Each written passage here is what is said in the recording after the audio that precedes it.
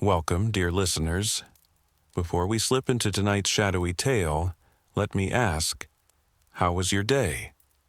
What time is it where you are? Are you winding down for the night wrapped in stillness?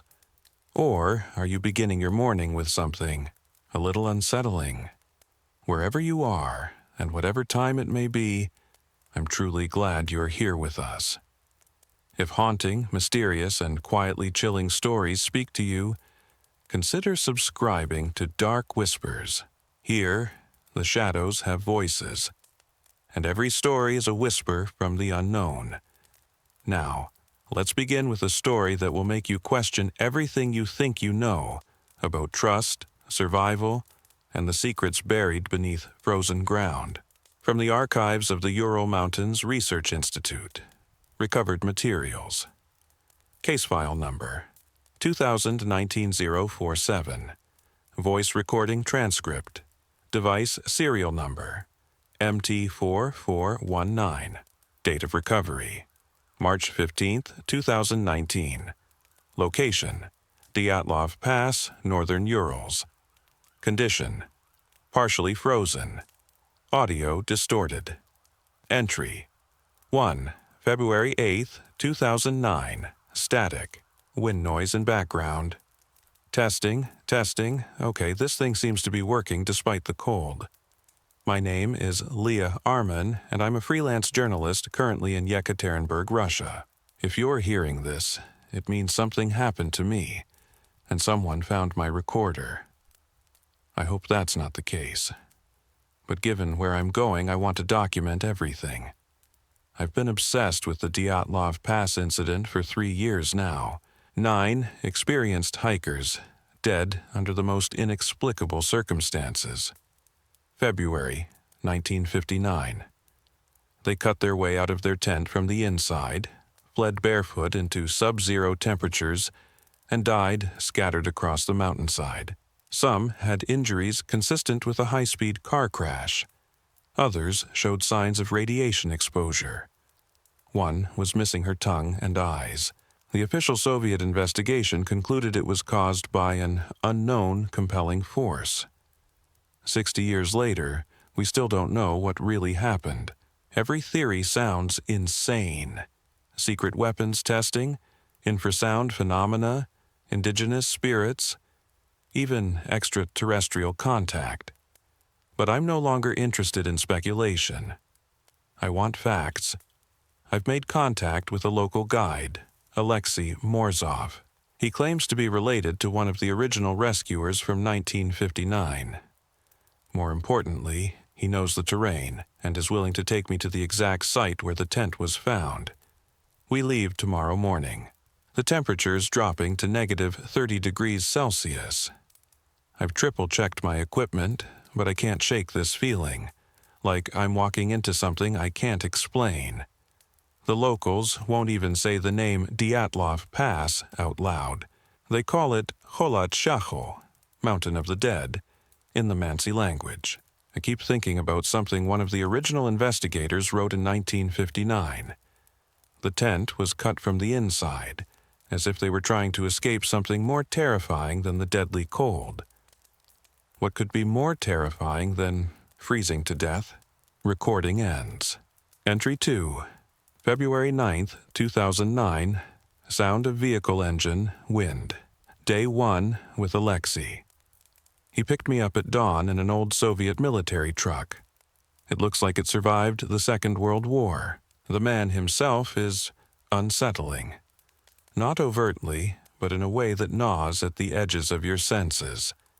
He's likely in his 70s, with the kind of face you see on mountain climbers and Arctic explorers. Piercing blue eyes that seem to look right through you. And yet he moves with an odd, almost graceful stillness for someone his age. He barely seems affected by the cold. We've been driving for 6 hours now, through increasingly desolate terrain. The last village we passed was over 3 hours ago.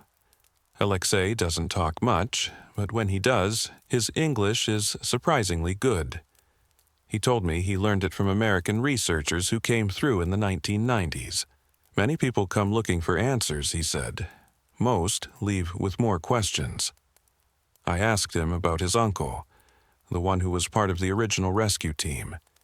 His response was oddly specific. My Uncle Mayle was among the first to find the bodies, he told me. He never spoke of what he saw, not until the day he died.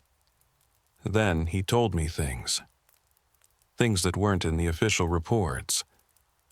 I'm recording this while we're stopped for fuel. Alexei is outside, and I swear I see him talking to someone through the windshield. But there's no one there. Just snow-covered trees and an empty road that stretches to the horizon. The radio died about an hour ago. Static, interference. Alexei says it's normal in the mountains, but the static sounds rhythmic, like whispers or chanting. We should reach base camp by nightfall. I'm excited and terrified in equal measure. Recording ends. Entry 3, February 10th, 2009. Wind howling, tent flapping. Something's wrong.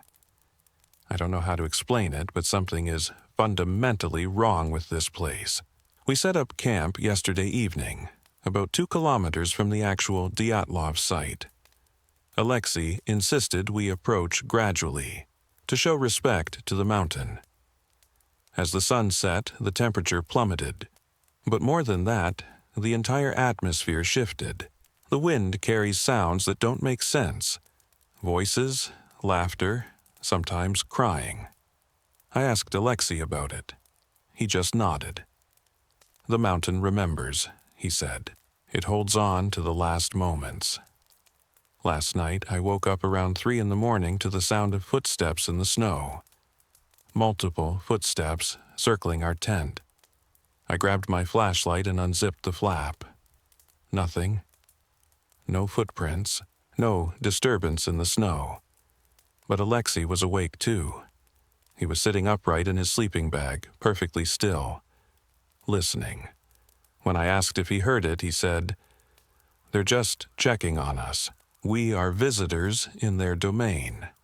This morning, I found something that made my blood run cold. Carved into a tree trunk, about 50 meters from our tent, were symbols. Shamanic, according to my research. But the cuts were fresh. The sap was still bleeding. When I showed them to Alexei, his reaction shook me. He studied them silently, tracing the grooves with his fingers. Then he looked at me with something like pity. "These aren't Mansi," he said. "They're much older." We are heading to the actual site in an hour. The weather is worsening, and I think I finally understand why the original group may have fled their tent. There's a wrongness here. Something deeper than cold or isolation. It's like the mountain itself is alive, and it's watching us. Recording ends. Distorted sound. Possible voices in the static. Entry 4, February 11th, 2009. Audio heavily distorted. Requires noise filtering. Found it. The exact spot where their tent stood. Alexei brought me straight to it, navigating through the blizzard like he'd walked this path 1,000 times. Standing here, looking out over the barren slope, I finally understand the true horror of 1959. There's nowhere to run, no shelter, no protection from the elements. If you left your tent here in a panic, you'd die. No doubt about it, which means whatever drove them out was worse than certain death. I've studied the original photographs 100 times, but one detail keeps haunting me. The tent wasn't torn or shredded. It was sliced, clean, deliberate cuts from the inside, as if someone planned the escape, like surgery. But here's what's really bothering me. I found something in the snow, about 20 meters from the site. Buried beneath layers of accumulation was a metal object, a camera casing, Soviet make, the kind used in the 1950s. I've spent hours slowly warming it up. Incredibly, there's still film inside. Alexei hasn't spoken since I showed him. He keeps staring at it with a look I can't place, When I asked what he thought, he said, "Some things are better left buried." But I'm a journalist, and I can't leave them buried. We're heading back to base camp. The storm is getting worse. Alexei wants to reach shelter before dark. He's different now, urgent, nervous. For the first time, he seems cold. I'm going to develop the film tonight. Whatever's on it might finally answer the question that's haunted investigators for over 5 decades. What really happened to the Dyatlov group? Entry 5. February 12, 2009. Voice shaking, background noise unclear. The film, Jesus Christ, the film. I developed it using the portable darkroom kit I brought. And what I found, it doesn't make sense. It can't make sense. There are 12 photographs on the roll. The first 11 are exactly what you'd expect. Group shots of the Dyatlov hikers, landscape photos, standard expedition documentation. But there's something wrong with the group photos. According to every historical record, there were 9 members in the Dyatlov group. But in these photos, I count 10. There's an extra person in every shot, a man, standing slightly apart from the others, always partially obscured by shadow or turned away from the camera. Except in the final photograph. In that one, he's facing the camera directly. And it's Alexei, 50 years younger, but unmistakably him. I confronted him about it an hour ago. At first, he denied everything, said it was just a resemblance, maybe a distant relative. But his words felt hollow, and in his eyes I saw recognition, maybe even relief. "Sometimes the mountain demands witnesses," he finally said. "Sometimes it demands more." That's when I noticed something else. The backgrounds in the photos, they're wrong. The terrain doesn't match the historical location of the Dyatlov group's campsite. These weren't taken at Dyatlov Pass. They were taken somewhere deeper in the mountains, somewhere I don't recognize. Alexei refuses to speak to me now. He's been outside for 2 hours, sitting in the snow, having what looks like an animated conversation with someone I can't see. Every time I try to approach, he waves me away. I've been reviewing my past recordings, and I'm starting to hear something disturbing. There are voices in the background. Faint, distorted, but definitely present. Voices speaking in what sounds like Russian, but also something else, something older. And they're not random. They're responding to me, to what I'm saying. Having conversations with me, conversations I didn't know were happening. I'm scared. For the first time in my life, I am truly terrified. But I can't leave. Not now. I'm too close to the truth. Recording ends abruptly. Entry 6. February 13th, 2009. Audio quality poor. Significant background interference. I found his journal. It was buried under a rock, about 100 meters from our campsite, wrapped in oiled cloth to protect it from the elements. The leather cover is worn, but intact. The pages are filled with Cyrillic writing, ink faded by time. The name on the first page, Alexei Morozov. The date, January 15th, 1959. He was there. He was with the Dyatlov group, but not as a guide. Not as an innocent participant. According to his own entries, he was working for the Soviet military, tasked with leading the group to a specific location in the mountains, for what he called an experiment in human endurance and psychological pressure. But something went wrong, terribly wrong. I've been using my translation app to work through the entries. What I'm reading is either the descent of a man into madness or an ascent into something else entirely. January 28, 1959. The subjects are responding to the influences as predicted: sleep deprivation, auditory hallucinations, paranoid ideation. But something unexpected is happening. The mountain itself seems to be responding to their fear. February 1st, 1959. Contact with base camp lost. Equipment failures can't be explained by weather. Subjects becoming aware they're being watched. Zenaida asked if I was reporting their conversations. I maintained cover, but doubt is spreading. February 2nd, 1959. They know. Somehow, they know. But it doesn't matter now. The presence beneath the mountain has awakened. It's been waiting, decades, maybe centuries, for the right offering. 9 souls, terrified, helpless, far from any help.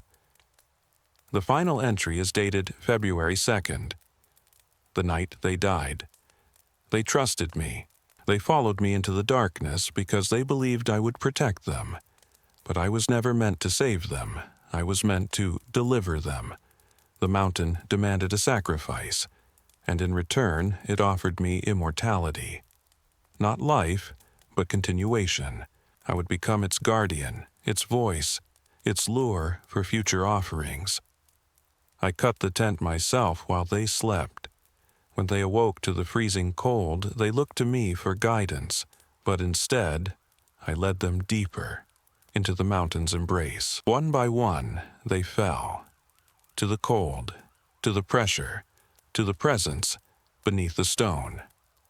I am the last witness to their final moments, and I will carry their terror forever. It is my burden, my purpose. When others come looking for answers, I will be here, to guide them to the same truth. The journal ends with a crude map.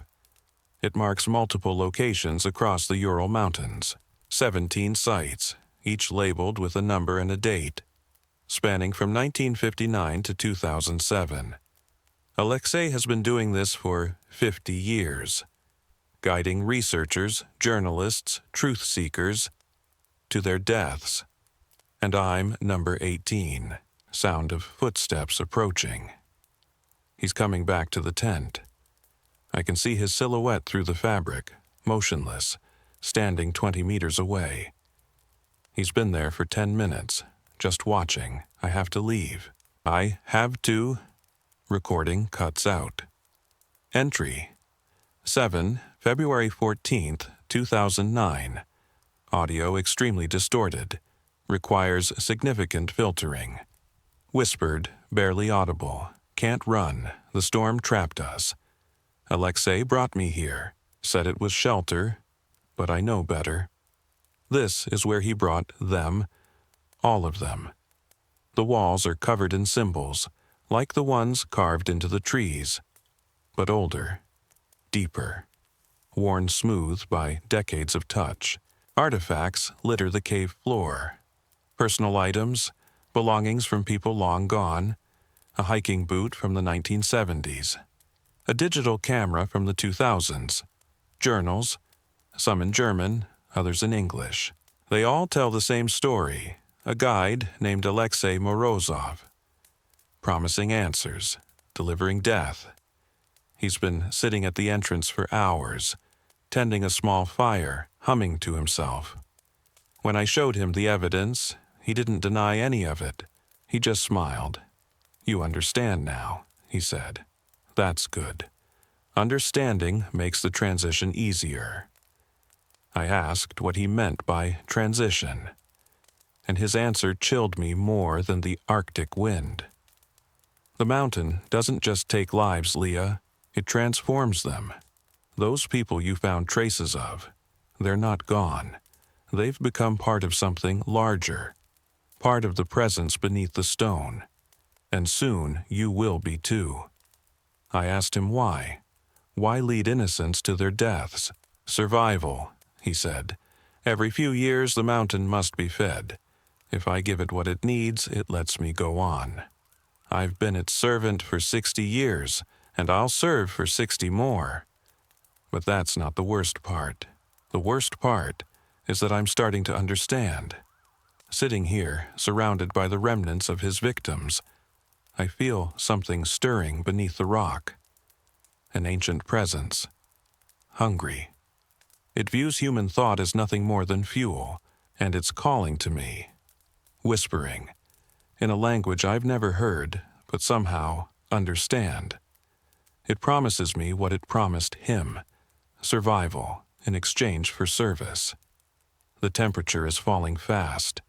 My fingers are numb. I can barely work the recorder, but someone has to know the truth. Alexei is singing now. A low, rhythmic chant. It sounds like the Mansi language, but it's not. The words are older. Older than any known tongue. They're the mountain's voice. The sounds it makes when it feeds, chanting audible in background. Shapes are moving just beyond the firelight, human, but wrong. They move in ways that defy nature. The others, the ones who came before me, no longer human. They're reaching for me. Recording degrades. Entry 8, February 15th, 2009. Final entry, audio barely intelligible, sobbing, panic. They're taking me deeper, Alexei and the others, through tunnels that aren't on any map, carved into the living stone by something that was never human. I can hear them now. All of them, the Dyatlov group, the researchers, the victims from decades past. They speak in unison. They're welcoming me, saying the fear will pass, that the pain is temporary, that what comes next is beautiful. But I don't want to be beautiful. I want to be human. I want to go home. The presence is showing me things, visions of the mountain's history, stretching back millennia. Ancient tribes who knew better than to climb certain peaks, who left offerings to appease what lay below. Soviet scientists who uncovered what they couldn't understand. Modern adventurers who thought they were invincible. All of them fed the same hunger. All of them became part of the same collective, a consciousness that spans the mountains. Alexei is speaking to me, but his voice is different now. Deeper, layered. Multiple voices, in harmony. "Don't fight it, Leah," he says. "Fighting only makes it worse. Accept the gift, become part of something greater. But I can't, I won't. Even if it kills me, I will not become what he has become." The tunnel is opening into a vast chamber. I see lights in the distance. Not electric, but something organic. Bioluminescent. The walls are moving, pulsing like a heartbeat. And in the center of the chamber, something massive, something ancient is stirring. This is where it all leads. This is what the mountain has been building toward for decades. Not just my death, but my transformation. Into another guardian, another lure for the next victim. I'm dropping the recorder now. If anyone finds this, if my body is ever recovered, please know that I tried. I tried to expose the truth. Don't trust the guides, don't trust the locals who offer to help you explore the mountain. And whatever you do, don't go searching for answers about the Dyatlov Pass incident. Some mysteries are not meant to be solved. Some truths are too dangerous to know. Sounds of struggle. Then silence. Recording ends. Official report, Ural Mountains. Search and rescue date, March the 15th, 2019. Reporting officer Captain Dmitry Vulov. At approximately 14:30 hours, our team recovered the body of an unidentified female from a crevasse near Dyatlov Pass. The remains appeared to have been preserved by extreme cold for several years.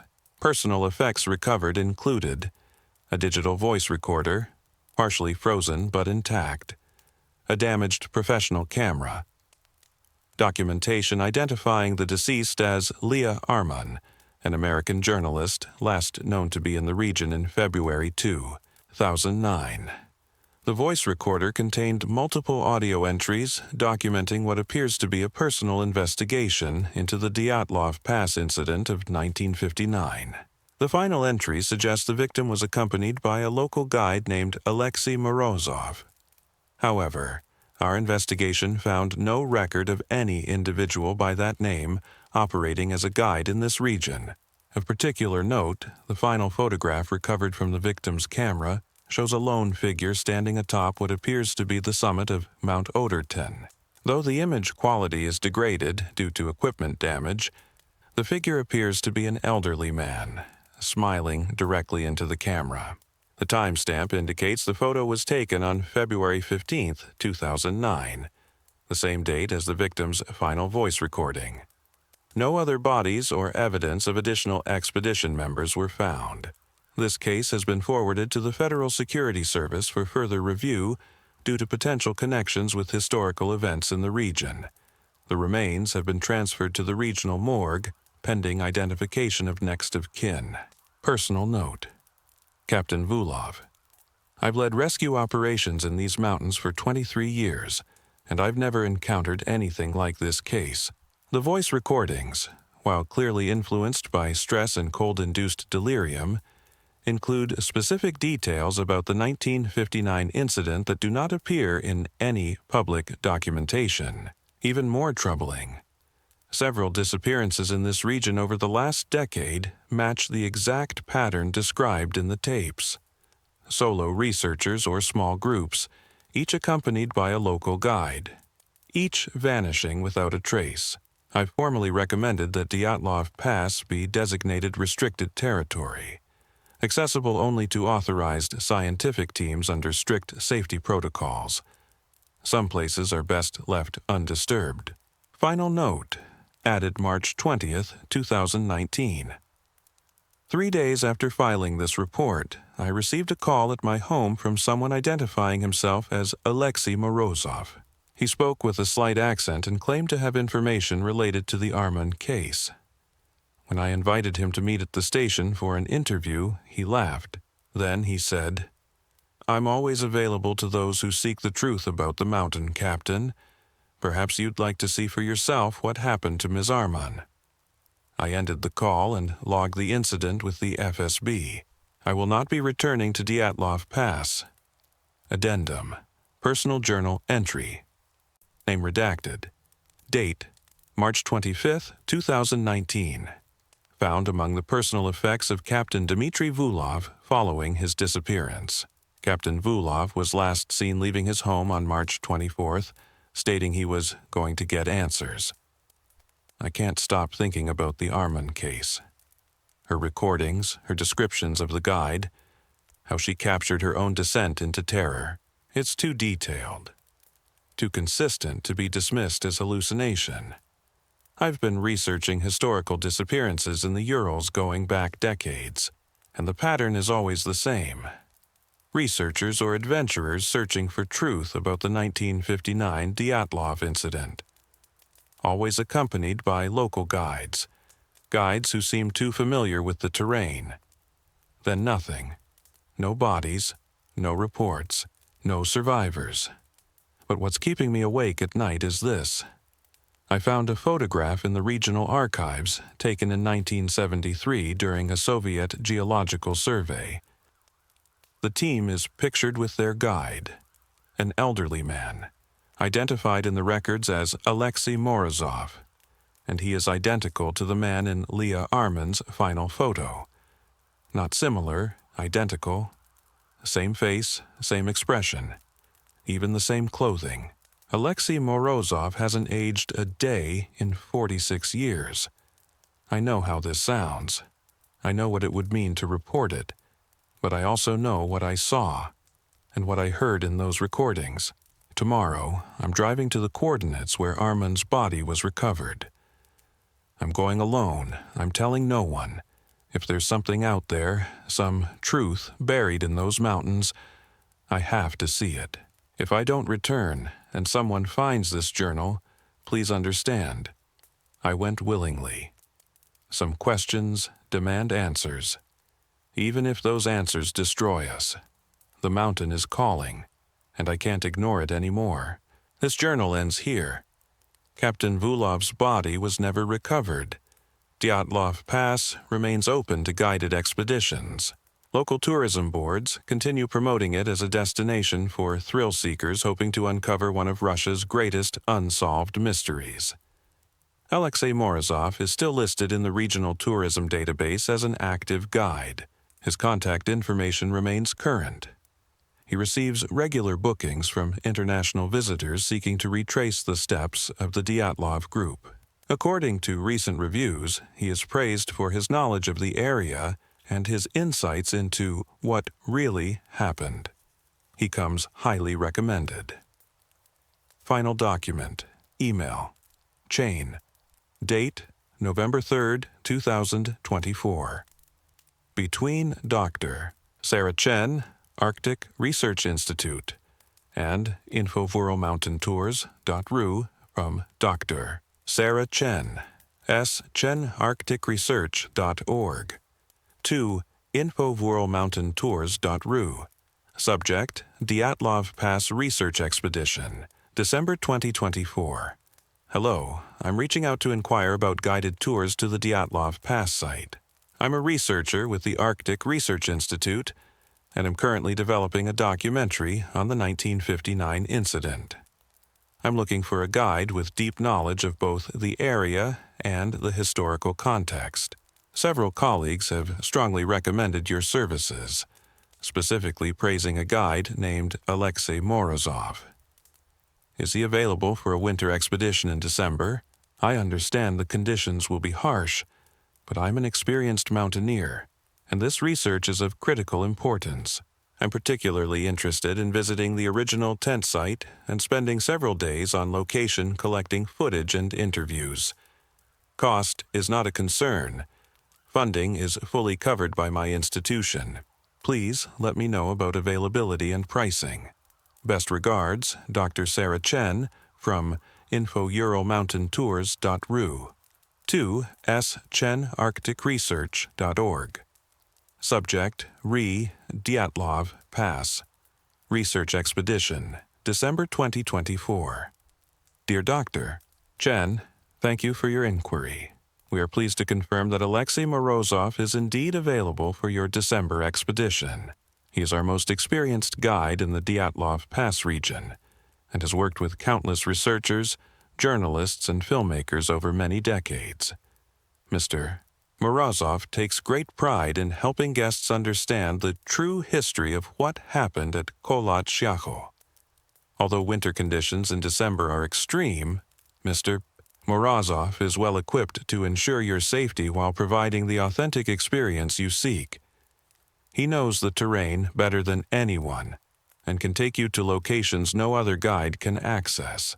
We can offer a full-week expedition beginning December 15th. The total cost is 85,000 rubles, which includes provisions, equipment, and Mr. Morozov's expert guidance. Payment can be made upon arrival in Yekaterinburg. Mr. Morozov is excited to meet you. He mentioned he has photographs and artifacts from the original incident that may be of interest to your research. Please confirm your booking at your earliest convenience. Best regards, Ural Mountain Tours. From Dr. Sarah Chen, chenarcticresearch.org, to InfoWorldMountainTours.ru. Subject, Dyatlov Pass. Research Expedition, December 2024, December 2024, perfect. Please confirm my booking for December 15th. I'm very excited to meet Mr. Morozov and view his collection of artifacts. This sounds like exactly what I need for my documentary. I'll be arriving in Yekaterinburg on December 14th and staying at the Hotel Moran Park. Please have Mr. Morozov contact me there. One quick question. During my research, I noticed several disappearances reported in the region over the years. Are there any specific safety protocols I should be aware of? Looking forward to this adventure. Dr. Sarah Chen from InfoWorldMountainTours.ru to Research.org. Subject, Dyatlov Pass. Research Expedition, December 2024. Dr. Chen, your booking has been confirmed. Mr. Morsov will meet you at your hotel on December 14th at 7 p.m. He will review your equipment and go over the expedition details. Regarding your concern about disappearances, there is no need for alarm. Such cases typically involve inexperienced hikers who venture into the mountains without proper support. With Mr. Morsov as your guide, you will be completely safe. He has never lost a client in all his years of service. The mountain can be dangerous to those who do not understand its nature, but Mr. Morsov has a deep, almost intuitive connection with the terrain. He knows exactly where to go and how to protect visitors from the unusual phenomena occasionally reported in the area. We look forward to helping you find the answers you seek. Ural Mountain Tours. Final entry. Personal note. Found on Dr. Sarah Chen's desk. Arctic Research Institute.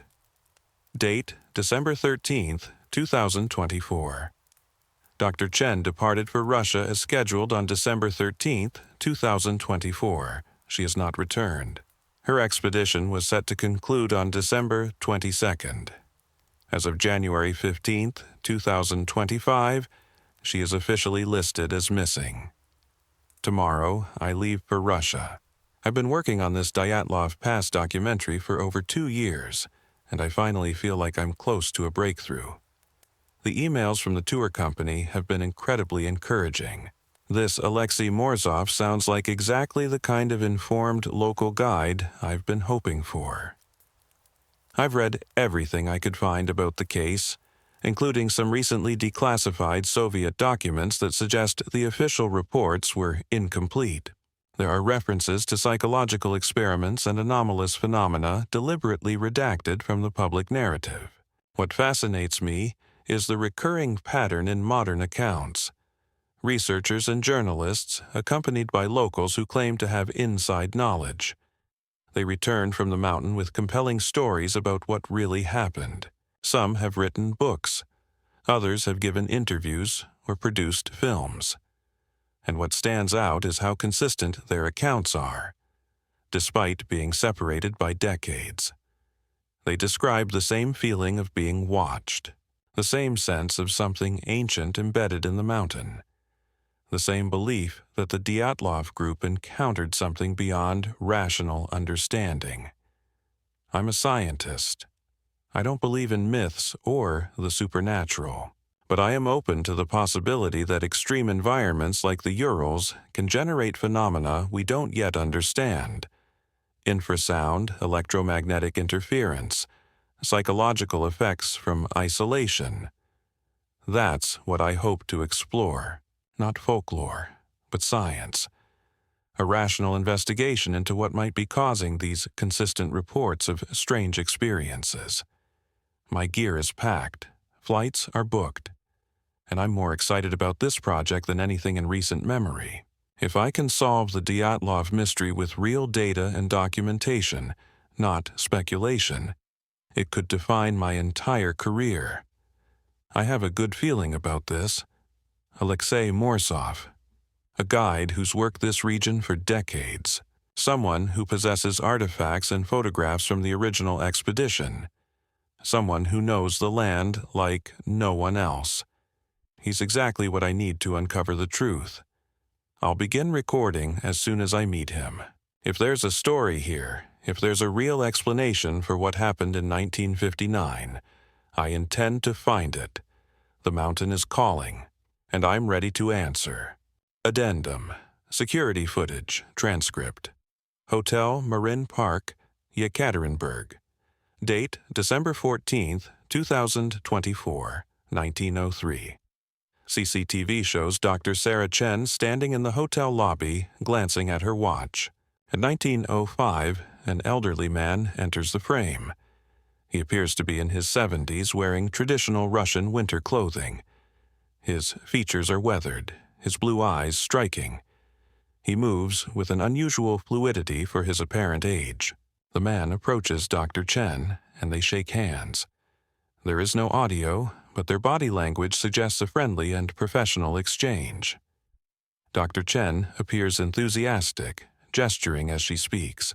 The man, presumably Alexei Morzov, nods often and occasionally smiles. At 1912, they exit the hotel together. This is the last confirmed sighting of Dr. Sarah Chen. Final note: Hotel Security Chief Yuri Petrov.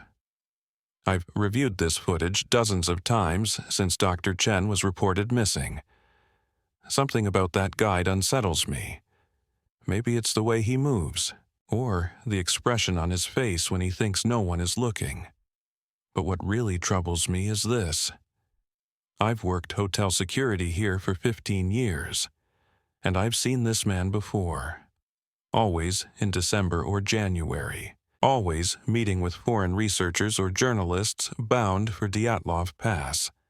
I checked archival footage going back to when our cameras were first installed in 2003. The same man appears in footage from 2008, 2012, 2016, 2019, 2023, and now again in 2024. He has not aged a day in 21 years.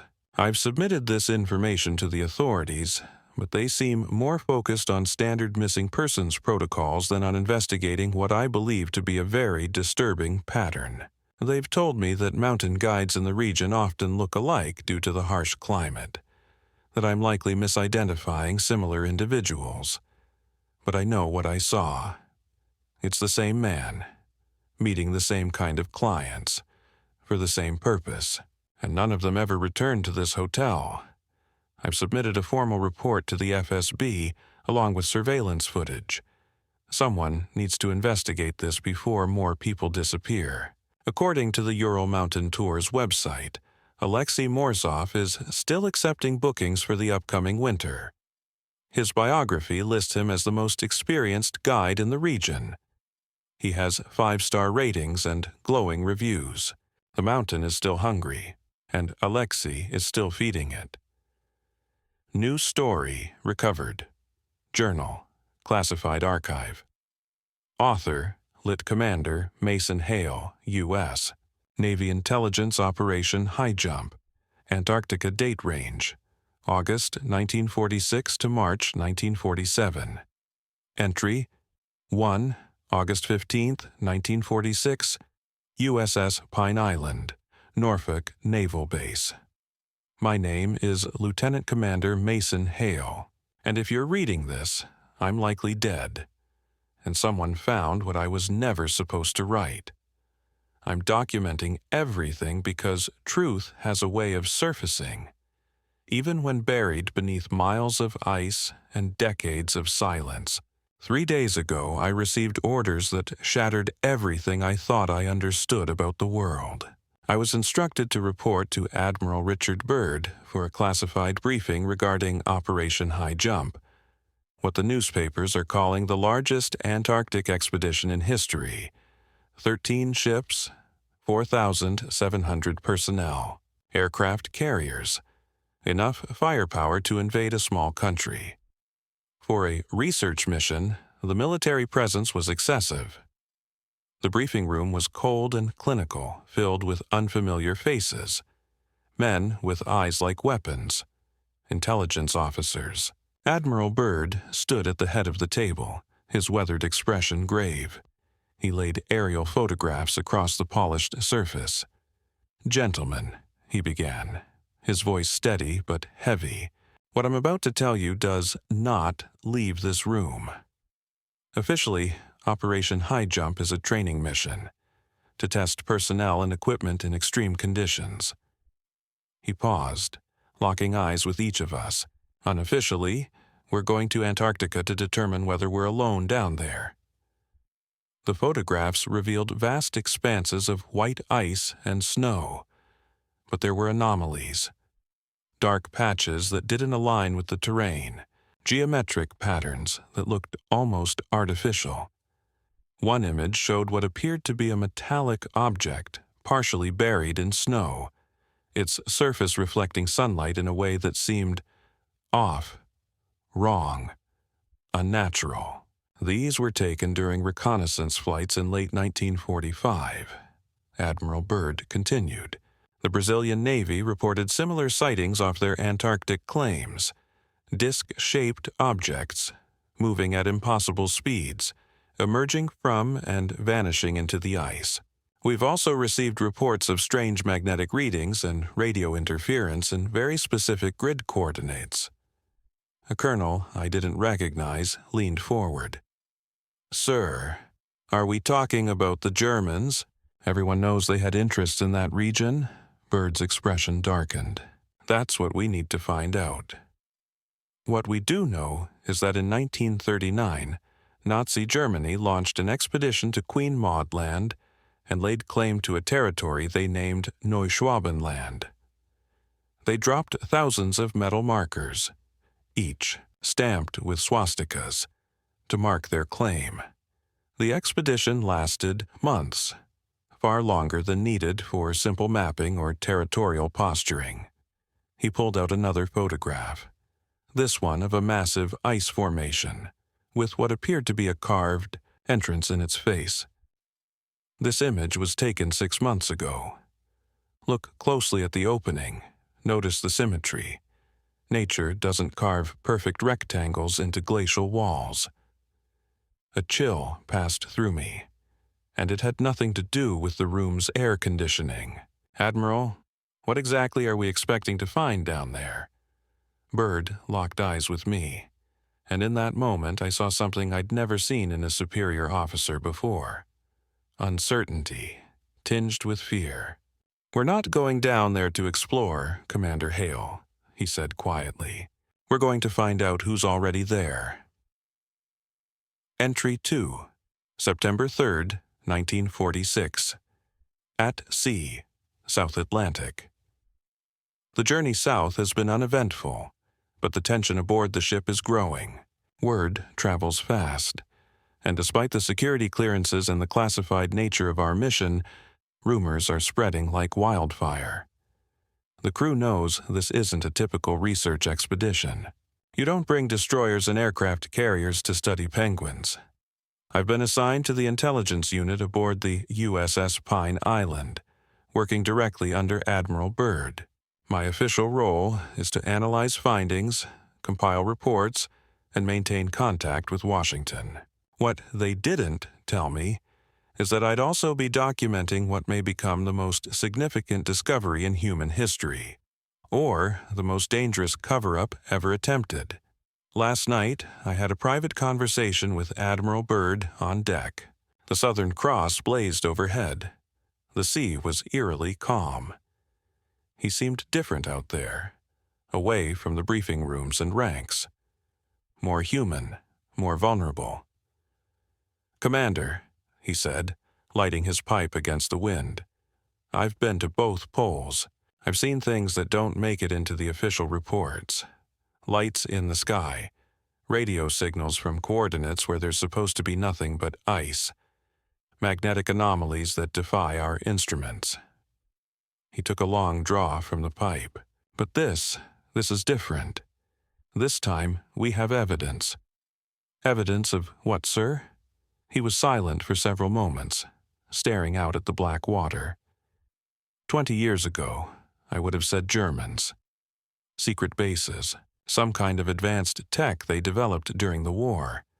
But the war's been over for a year now, and the activity isn't declining, it's increasing. Whatever's down there, it's not abandoned Nazi infrastructure. "Then what is it?" I asked. "I don't know, Commander," he replied, "but I have a feeling we're about to find out." He turned to me, his eyes shadowed by moonlight. "Keep detailed records of everything we encounter." Everything. Promise me that. I promised, without knowing how heavy that promise would become. Entry 3, October 12, 1946. Little America 4 Base, Ross Ice Shelf. We've established our main base on the Ross Ice Shelf, using Admiral Byrd's earlier expedition camp as a foundation. The scale of the current operation is massive. We have supplies and personnel to last 8 months. Yet the official mission duration is just 4. The numbers don't match the story we've been told. Strange incidents began almost immediately. 2 days after base camp was operational, our radio operators intercepted transmissions on frequencies that shouldn't exist. Encrypted communications, far more advanced than anything in our arsenal. The source was traced to grid coordinates deep within Queen Maud Land, the very area the Germans had once claimed as Neuschwabenland. Lieutenant Peterson, our chief radio officer, brought me the transcripts yesterday. His hands trembled as he handed them over. "Sir," he said, "I've been in radio work for 15 years. I've never heard encryption like this. It's not just coded. It's using a completely different method of transmission. And some of it's in German, but it's not standard military German. It uses terminology I've never encountered." I listened to the recordings. Most were garbled beyond recognition, but a few words came through clearly. One in particular repeated often. Base 211. According to our files, there had been rumors during the war. Claims that the Germans had constructed a secret Antarctic facility codenamed Base 211. They were dismissed as propaganda. Apparently, we were wrong. Admiral Byrd immediately ordered expanded reconnaissance flights over Queen Maud Land. What those flights uncovered changed everything. Entry 4. October 18, 1946 Emergency Intelligence Briefing. At 0800 hours, Lieutenant Commander Johnson returned from a routine recon flight with a report that sent shockwaves through command. I'm documenting it now, while the details are fresh, though I doubt this will ever be part of the official record. Johnson's voice was calm during debrief, but his eyes told another story. He had seen something that shook him deeply. At approximately 0630, he began, while conducting photographic recon at 15,000 feet, we observed multiple metallic objects emerging from the ice, approximately 200 meters inland from the coast. Admiral Byrd leaned forward. "Describe these objects, Commander." "Disc-shaped, sir," Johnson replied. "Approximately 50 to 75 feet in diameter. No visible propulsion, no exhaust. They went from a dead stop to speeds I estimate at over 1,000 miles per hour in seconds." The room went silent. "They didn't come from surface installations," Johnson continued. "They emerged from beneath the ice sheet itself. We counted 7 objects before cloud cover obscured them." Byrd reviewed the photographs. Even in black and white, the craft were undeniably artificial. Smooth, seamless, reflective surfaces, not like anything we had. "Did they acknowledge your presence?" Byrd asked. Johnson nodded grimly. "Yes, sir. They flew in formation, paced our aircraft for about 3 minutes, then accelerated away. It felt like they were studying us." That night, Byrd summoned me to his quarters. Photos and intelligence files were spread across his desk, including reports dating back to 1943. Sightings by German U-boat crews. Strange encounters. "Commander Hale," he said, "tomorrow we launch Project Silent Spear, a covert reconnaissance op targeting the coordinates of the sighting.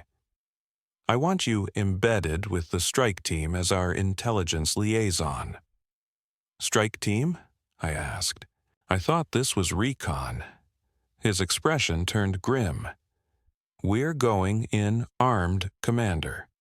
Whatever's down there, it's watching us, and it has technology decades ahead of ours. We need to know what it's capable of before it decides we're a threat." I should have realized then. We weren't the hunters in this mission. We were about to become the hunted. Entry 5, October 20th, 1946. Grid coordinates: 71 degrees south, 10 degrees west, Queen Maud Land. What happened today will haunt me for the rest of my life. I'm writing this by flashlight in the emergency shelter. My hands are still shaking. 3 men are dead, 2 helicopters destroyed, and we barely escaped, with evidence that may never reach the public. Project Silent Spear launched at 0500 hours. The team: 2 helicopters, 12 Marines, and enough firepower to flatten a compound. The target: a glacial canyon, roughly 300 meters inland, where prior aerial scans revealed what seemed to be artificial structures beneath the ice. The flight took 2 hours through deteriorating weather. Radio contact degraded the closer we got, flooded with interference that sounded eerily like whispering. Lieutenant Morrison, our pilot, reported multiple instrument failures. At 07:15 hours, we crested a ridge and saw the canyon. It stretched for miles, its walls unnaturally vertical, as if carved, not eroded, not formed by nature.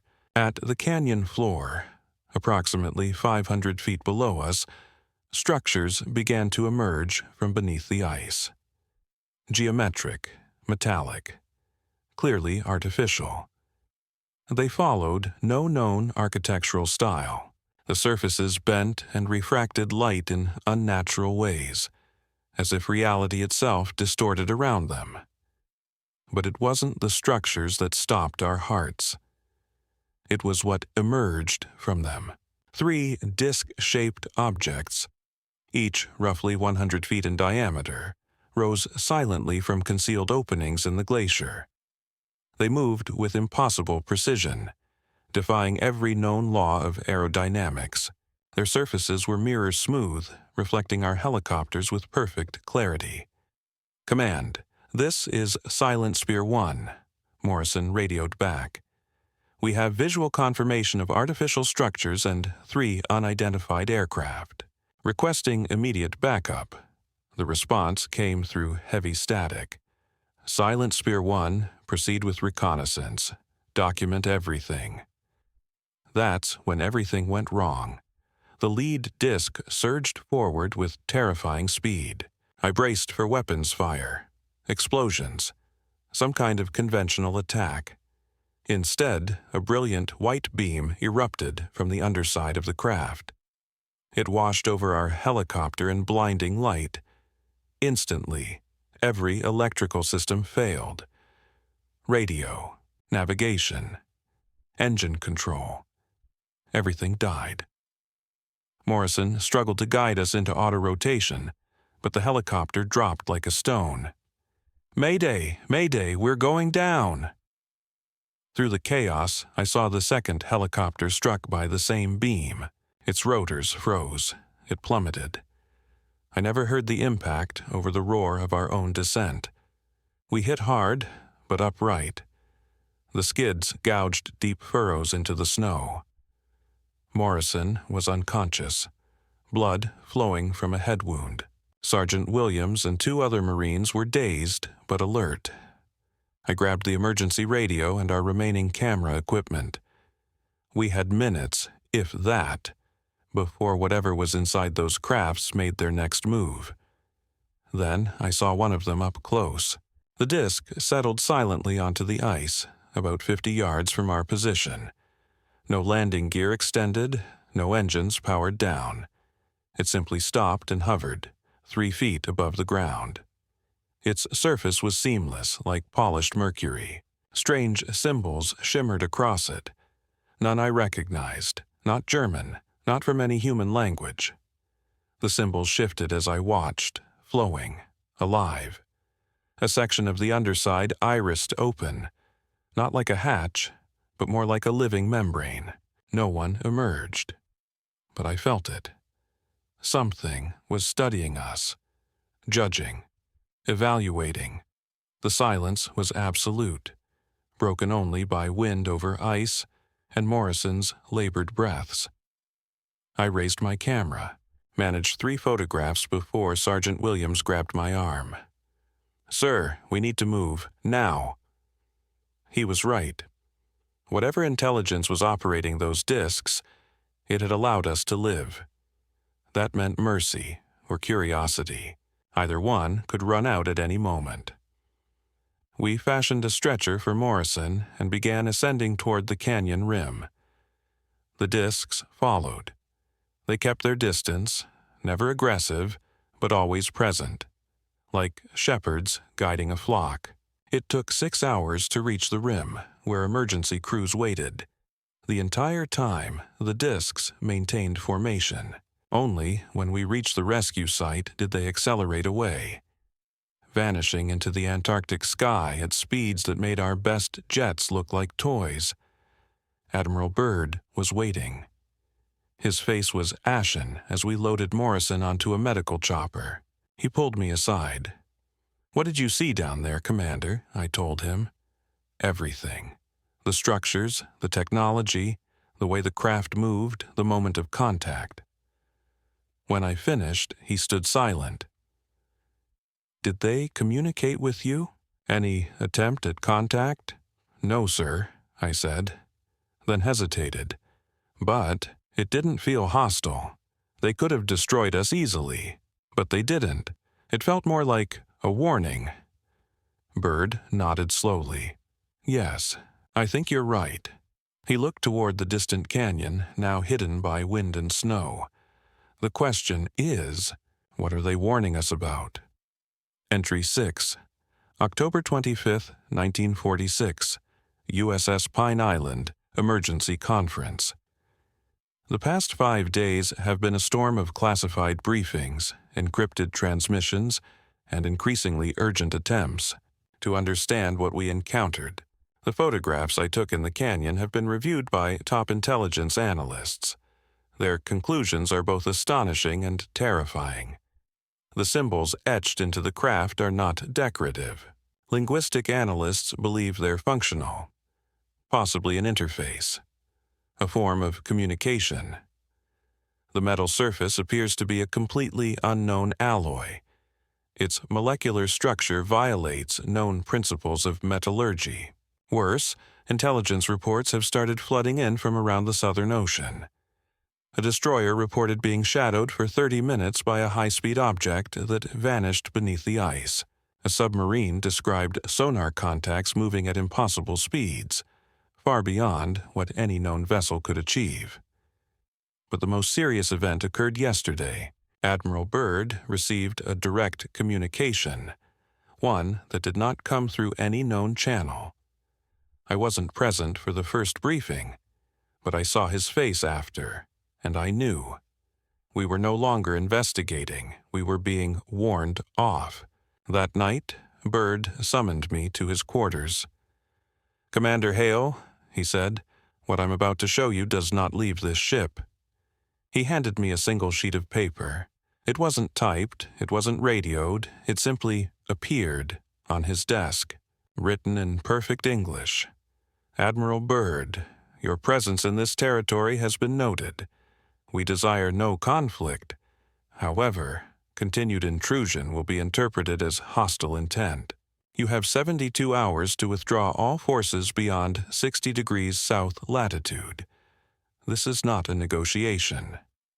The paper felt wrong. Not quite like paper at all, too smooth, almost organic, and the text shimmered faintly under the lamplight. "Who sent this?"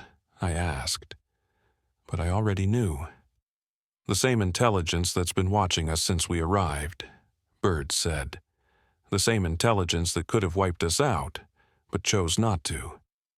They're giving us a chance, Commander. The question is, are we smart enough to take it?" Entry 7, November 2nd, 1946. Final Operations Briefing. Today, Admiral Byrd made the decision that would define the rest of his career and haunt him to the grave. Operation High Jump was terminated, effective immediately. All personnel to be evacuated within 48 hours. All non-essential equipment to be abandoned. All records sealed under highest classification. The official story: unexpected weather, equipment failure. The truth would be buried so deep that even most of the men involved would never understand what they'd witnessed. In the final intelligence debrief, Bird stood before 15 of us, those who had seen enough to grasp the impossible. "Gentlemen," he began, "what we encountered in Antarctica represents a fundamental shift in human understanding. We made contact with an intelligence whose technology exceeds ours by decades, perhaps centuries.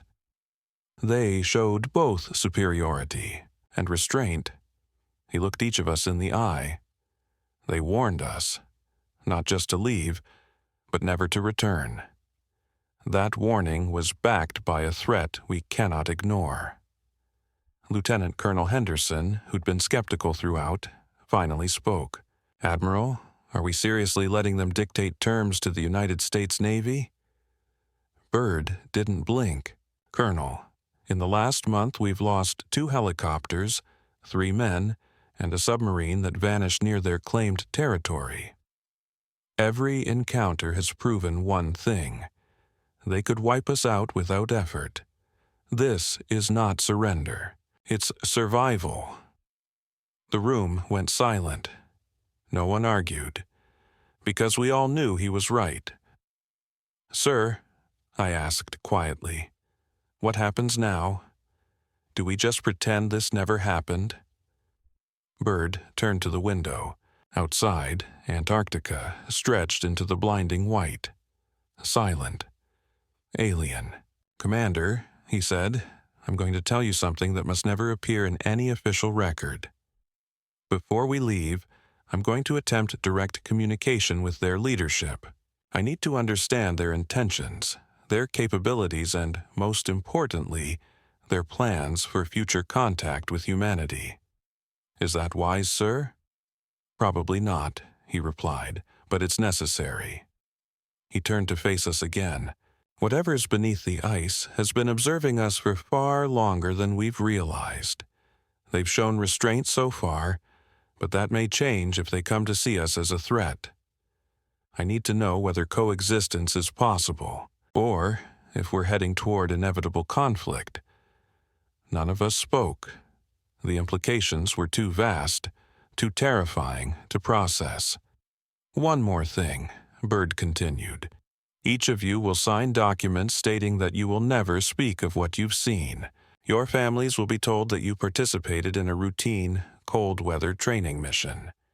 Your records will reflect nothing unusual about this deployment." He pulled a stack of papers from his desk. "I know this goes against your principles.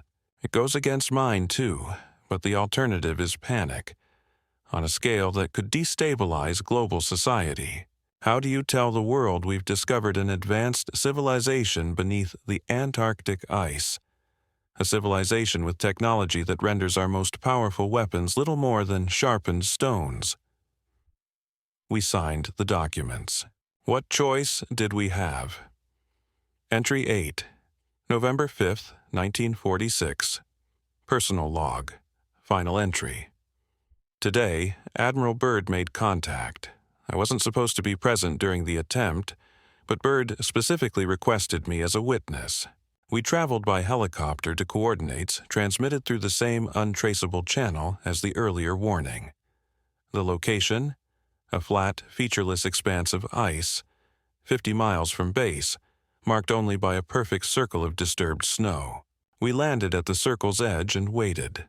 The wind had stilled completely, creating a silence so total it felt unnatural, oppressive.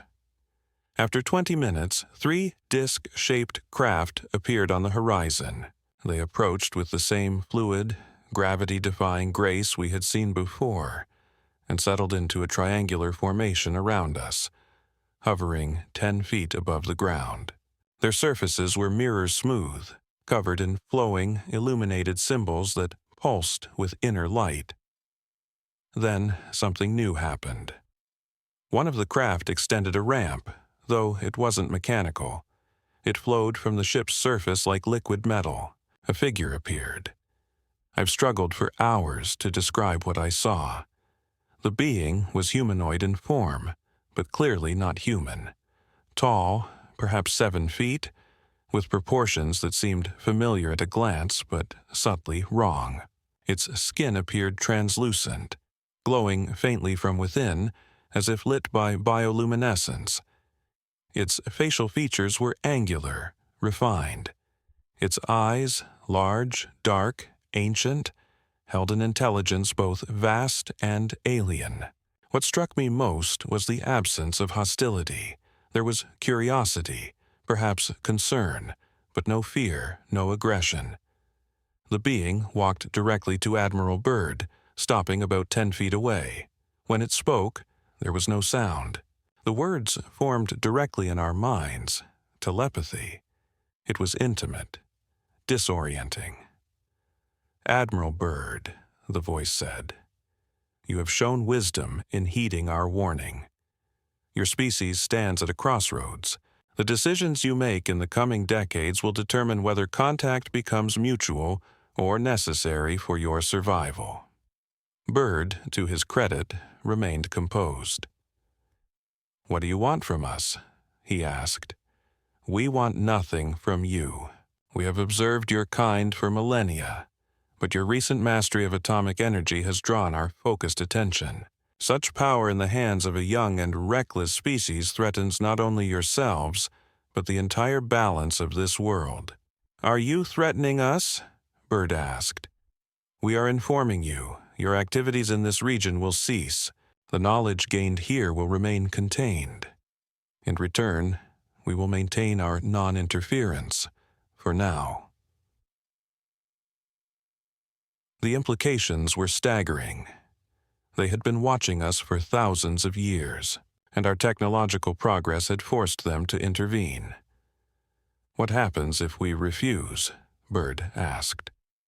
The being's expression did not change, but the temperature seemed to drop. "Your species is young, Admiral. You have not yet learned that actions have consequences. Boundaries exist that must not be crossed. We have preserved the stability of this world far longer than your civilization has existed, and we will continue to do so, with or without your cooperation." The communication ended. The being returned to its craft. The ramp retracted back into the hull. All 3 disks rose into the sky and vanished, at speeds that defied every known law of physics. Byrd said nothing on the return flight. Only once we were back at base, alone in his quarters, did he speak. "Commander, I want you to promise me something," he said.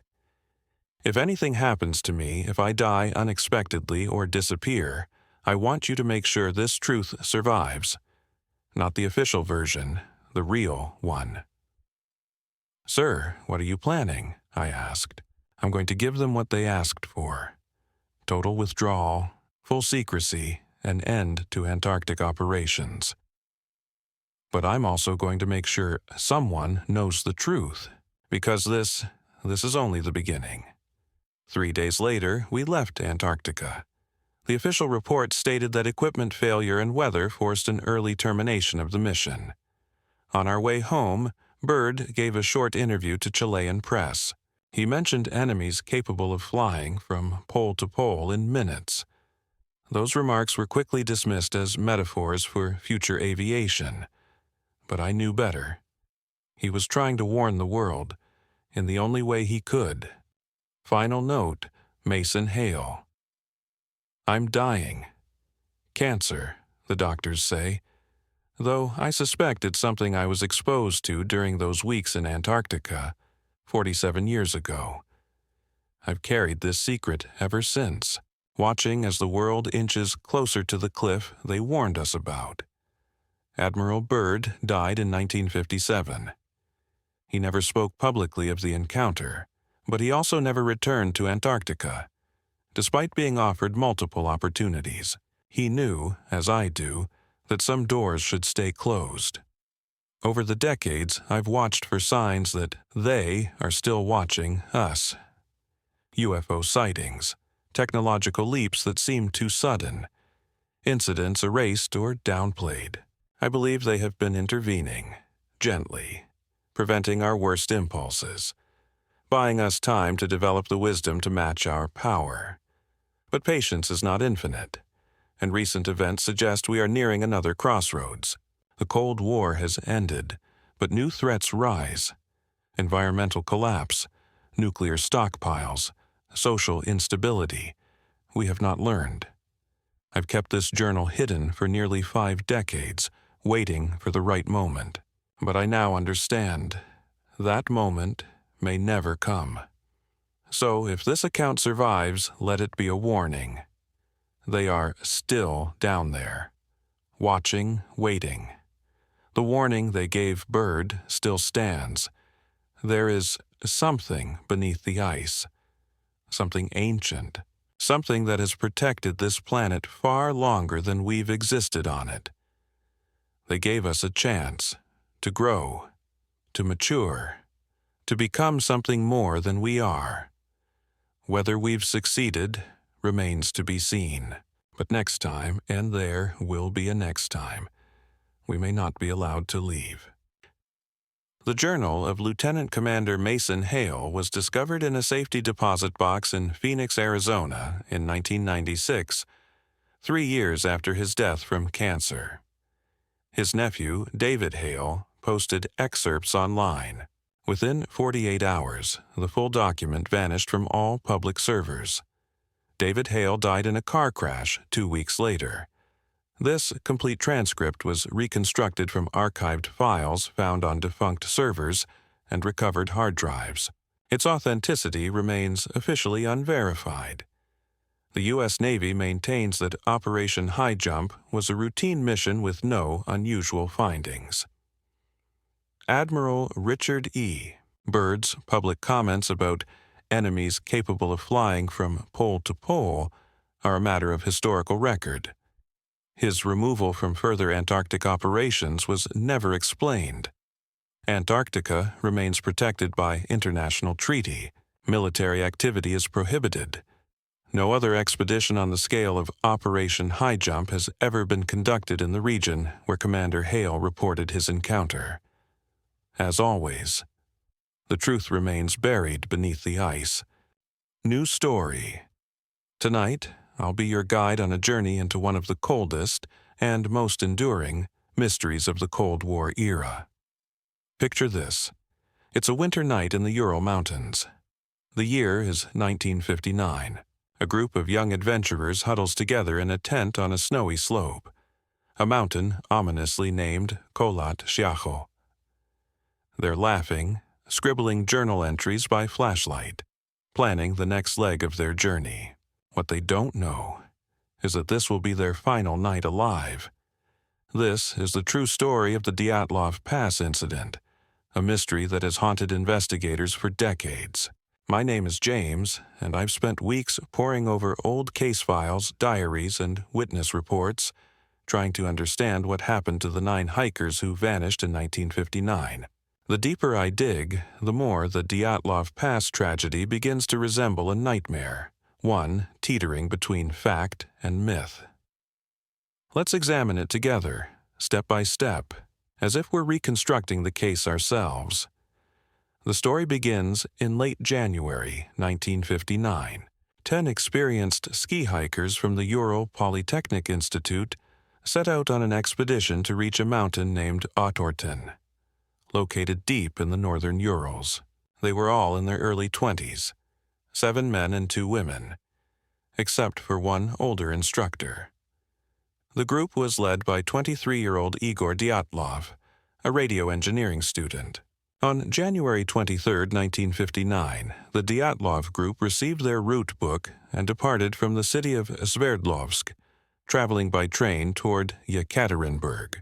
You can picture them on the train, excited, full of youthful energy, maybe even singing along to a mandolin one of them had brought along. After 2 days of train travel, the group reached Ivdel, a remote town at the fringe of the northern Ural Mountains, which also housed a Soviet gulag for criminals. From Ivdel, they traveled by bus, then hitched a ride in the back of a woodcutter's truck to a small settlement called Vizhai, the last inhabited village in the north. The locals in Vizhai likely looked at these university students with a blend of admiration and worry. The route they had chosen was rated as Category 3, the most difficult, and they were attempting it in February, the harshest time of year. On January 27th, the Dyatlov group left Vizhai and began their trek into the wilderness. One member, Yuri Yudin, had been struggling with health issues. He suffered from rheumatism and a congenital back condition that caused him severe knee pain. By January 28th, Yudin's condition worsened. Reluctantly, he turned back to Vizhai, unaware that by doing so he was sealing his fate as the expedition's sole survivor. Yudin would never see his friends alive again. The remaining 9 hikers pressed forward into the snowy wilderness, unaware of the fate awaiting them. Thanks to recovered diaries and photographs, investigators were able to reconstruct much of their journey. By January 31st, the group had reached the edge of a highland zone and cached surplus food and gear in a wooded valley for use on the return trip.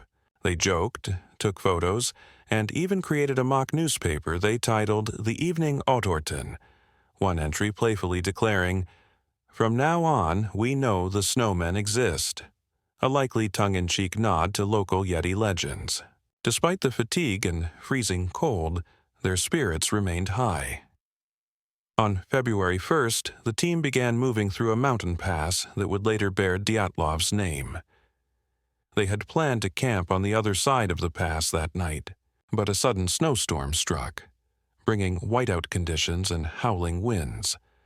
They lost their bearings on the featureless slope and veered west instead of crossing into the valley. Unwittingly, they ended up on the flank of a mountain known as Kholat Syakhl, Dead Mountain in the local Mansi language. By the time they realized their error, daylight was fading, and visibility was nearly zero. Rather than descending 1.5 kilometers into the forest for shelter, Igor Dyatlov chose to set up camp right there on the open slope. Perhaps he didn't want to lose altitude, or perhaps he wanted to prove they could handle camping in exposed conditions during a blizzard. The 9 campers chopped into the snow to flatten the slope and pitched their large tent.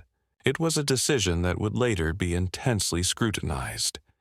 That night, February 1st, 1959, must have been brutal. Temperatures were around -20 degrees Celsius, with strong winds roaring across the pass. Still, inside the tent, the group remained relatively secure. They prepared a warm dinner, later confirmed by forensic analysis of stomach contents to have occurred around 6 to 7 p.m. In one of the final photos from their cameras, they can be seen smiling and setting up camp in the twilight. Despite the extreme cold and blizzard raging outside, they seemed calm, writing in their journals and chatting as they settled in for the night. They couldn't possibly have imagined the terror to come. Sometime after midnight, in the early hours of February 2nd, something happened. We have no witnesses, only the physical evidence left behind. And that evidence reads like the opening of a horror film. The tent was slashed open from the inside. The 9 hikers, some sleeping, some resting, suddenly fled into the howling storm and pitch-black night. They left behind nearly all their gear, boots, coats, hats, sleeping bags, axes, as if escaping an immediate threat. Imagine that moment. It's -30 degrees Celsius, and yet something had frightened them so badly they ran barefoot or half-dressed into a blizzard. What could have caused such panic? That's the question investigators have tried to answer for more than 60 years. When the group failed to return to Vizhai by February 12th, there wasn't immediate concern. Delays on such trips were not uncommon. But as the days passed with no word, the hikers' families became alarmed. By February 20th, the relatives demanded a search effort. The Ural Polytechnic Institute dispatched student volunteers to scour the route.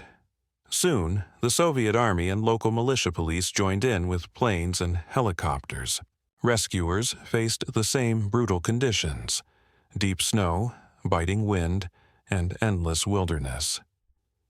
One of the searchers, a student named Mikhail Sherevin, made the first chilling discovery. On February 26, 1959, while moving along the slope of Kholat Syakhl, Sharavin spotted something odd protruding from the snow. As they approached, they realized it was part of a tent, collapsed and partially buried. Using an ice axe, Sharavin hacked through the snow-blocked entrance. What he found inside was deeply unsettling. The tent had been slashed from the inside with a knife. Yet nearly all the group's belongings remained inside, neatly arranged.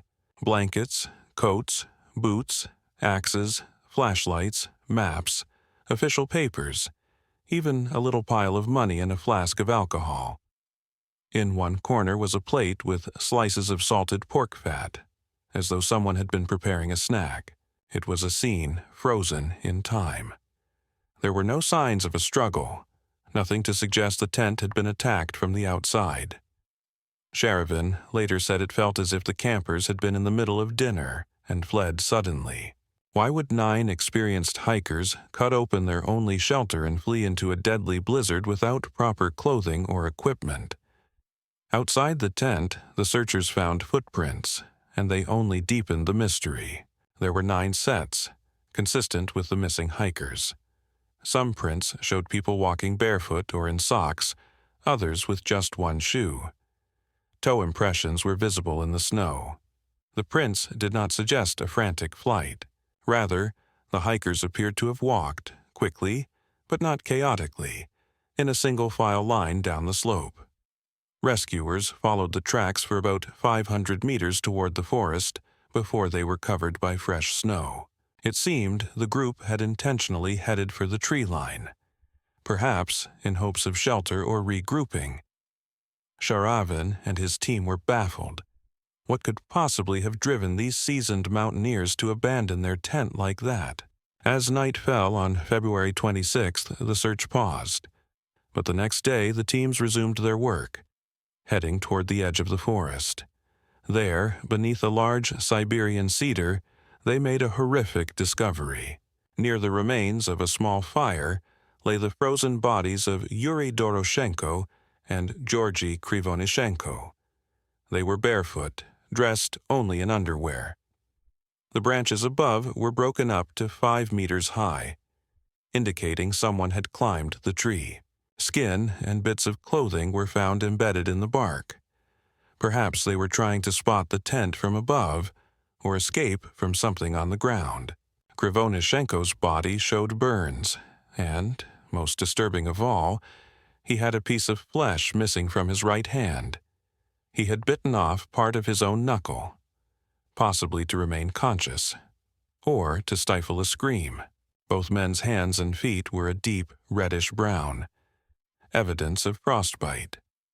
They had likely tried to warm themselves by the small fire that eventually burned out. The cedar's branches had been stripped for kindling, but it hadn't been enough to save them. They died there, cold, alone, and still surrounded by mystery. The image of those 2 friends, huddled by a dead fire, slowly freezing to death in their underwear under a sky of endless black, is not one I can easily forget. Roughly 300 meters from the cedar tree, closer to the tent, the search team found the body of Igor Dyatlov. He was lying face up in the snow, head pointed upslope toward the tent, as though he had been trying to crawl back. Dyatlov was better dressed than the 2 men found beneath the tree. He wore a flannel shirt, a sweater, and pants. But notably, he had no coat and no boots, only socks on his feet. One of his arms was frozen upright, reaching toward the sky and clutching a small birch branch. His other hand was pressed to his chest. Witnesses remarked that it looked as though he had been protecting something close to his heart. Perhaps a photograph or a notebook, though nothing significant was found. When the snow was brushed from his face, his expression was eerily calm. His eyes were still open.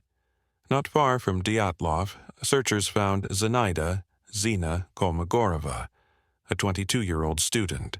She was dressed more warmly than Igor, wearing 2 sweaters and 2 pairs of pants, but she also lacked boots, with only socks on her feet. Her body faced the direction of the tent. Her arms were extended forward, bent at the elbows, as though she had been crawling uphill on her stomach. desperately trying to get back before the cold overtook her. On her right side, searchers observed a long, bright red bruise across her torso, consistent with blunt force, possibly from a baton or rifle butt. It was a strange injury, especially given that she had no other major external wounds. It took until March 5th to locate the fifth body, Rustem Slobodin, age 23. He was found face down in the snow about 480 meters from the cedar tree, roughly halfway back to the tent. Rustem was dressed more warmly than the others. He wore a long-sleeved undershirt, a sweater, 2 pairs of pants, 4 pairs of socks, and 1 felt-lined boot on his right foot. His left foot was only socked, and his head was bare. In his right hand, Slobodin clutched a closed pocket knife. An autopsy later revealed he had suffered a skull fracture, about 7 inches long, consistent with a strong blunt impact. However, it was not considered a fatal wound. The examiner concluded he could have continued moving for up to an hour after the injury. Like Dyatlov, Kolmogorova, Doroshenko, and Krivonishenko, Slobodin ultimately died of hypothermia. The first 5 bodies recovered had no fatal external injuries. They succumbed to the relentless cold. Slobodin's watch was found shattered, stopped at 8:45. Whether that marked morning, evening, or even the correct day remains unknown. It was as if time itself had frozen with him. Now, imagine being Yuri Yudin, the hiker who turned back, called upon to identify the bodies of your friends. One by one, the first 5 corpses were airlifted to the morgue in Ivdel for autopsy and identification. Yudin, heartbroken, confirmed each. But 4 members of the Dyatlov group were still missing. Weeks passed. Spring approached. As the snow began to thaw under the early May sun, nature revealed the rest of the truth, taking the mystery to a far darker place. On May 4th, a Mansi tribesman named Kurikov was helping the search efforts. His dog picked up a scent near a rocky ravine deeper in the forest, beyond the cedar tree. Roughly 75 meters past the cedar and 1,500 meters from the tent, in a snow-filled ravine, searchers spotted pieces of torn clothing hanging from a branch. Digging beneath nearly 4 meters of compacted snow, they uncovered the final 4 bodies. These were Lyudmila Luda Dubinina, Semyon Zolotaryov, Nikolai Thibault Brignol, and Alexander Kolovatov. They lay in a cluster at the base of the ravine, about 75 meters deeper into the forest than the cedar. Notably, 3 of the 4 were better dressed than the others, suggesting they had taken clothes from their fallen companions in a desperate bid for survival. Dubinina, for instance, was wearing Krivonishenko's burned and torn brown pants, and her foot was wrapped in a piece of his wool sweater. Zolotaryov, age 38, was wearing Dubinina's faux fur coat and hat. Kolovatov had put on an extra sweater and pair of pants, likely borrowed from the dead. This tragic sharing of clothing indicated that the last survivors stripped usable garments from their deceased comrades, a harsh but practical act of survival. But the state of these 4 bodies only deepened the enigma. Unlike the first 5, 3 of these 4 had suffered fatal internal trauma, injuries that were truly horrific. Thibault Brignol's skull had been massively fractured, crushed with an 8-inch crack. Dubinina and Zolotaryov both had their chests caved in, with Dubinina suffering 10 broken ribs and Zolotaryov 5. A forensic expert said the force required to cause such injuries was immense, on par with that of a high-speed car crash. And yet, incredibly, there were no corresponding external wounds, no bruises, no torn skin. It was as though their bodies had been hit by a pressure wave or compressed by an overwhelming force that never broke the surface. The 4th body, Kolovatov, had less obvious trauma: a broken nose, an open wound behind the ear, and a twisted neck. While his injuries were less catastrophic, He too likely died from hypothermia following some physical damage. Then came the grisly details that would turn this case into legend. All 4 of the ravine victims had suffered soft tissue damage to the head and face, injuries not seen in the other 5. Dubinina was missing her tongue, her eyes, parts of her lips, and even a portion of her skull bone. Zolotaryov's eyeballs were gone. Kolovatov was missing his eyebrows. These discoveries sparked lurid theories.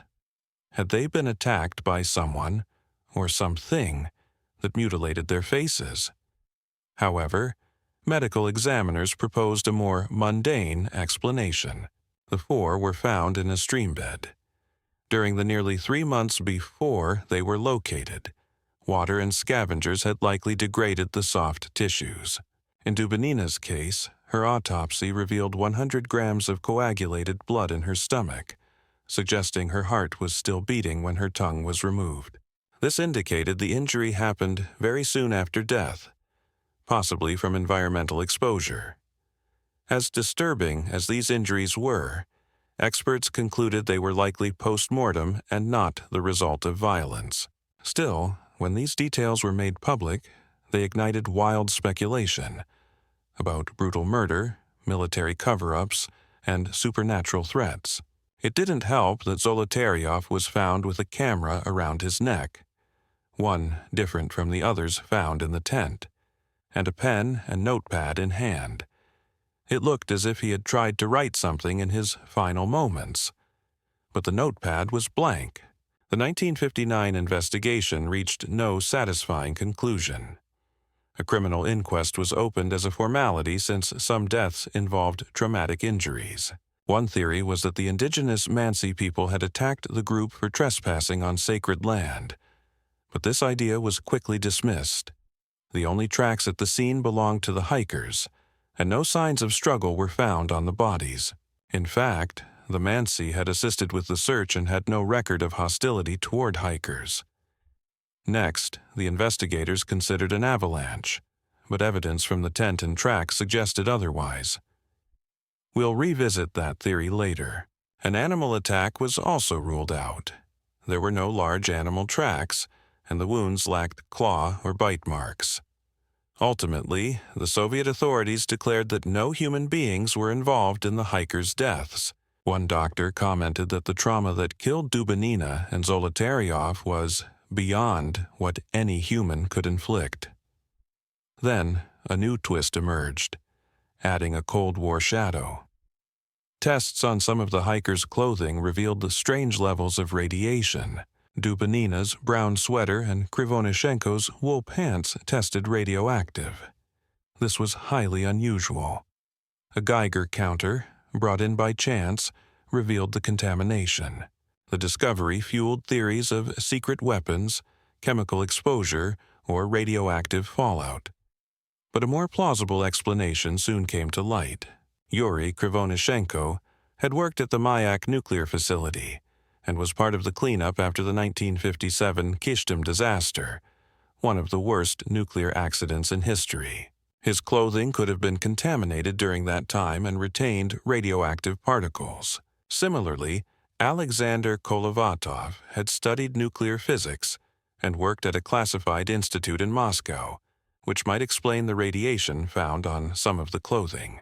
In short, the contamination may have had nothing to do with what happened in the mountains. It could have been a red herring.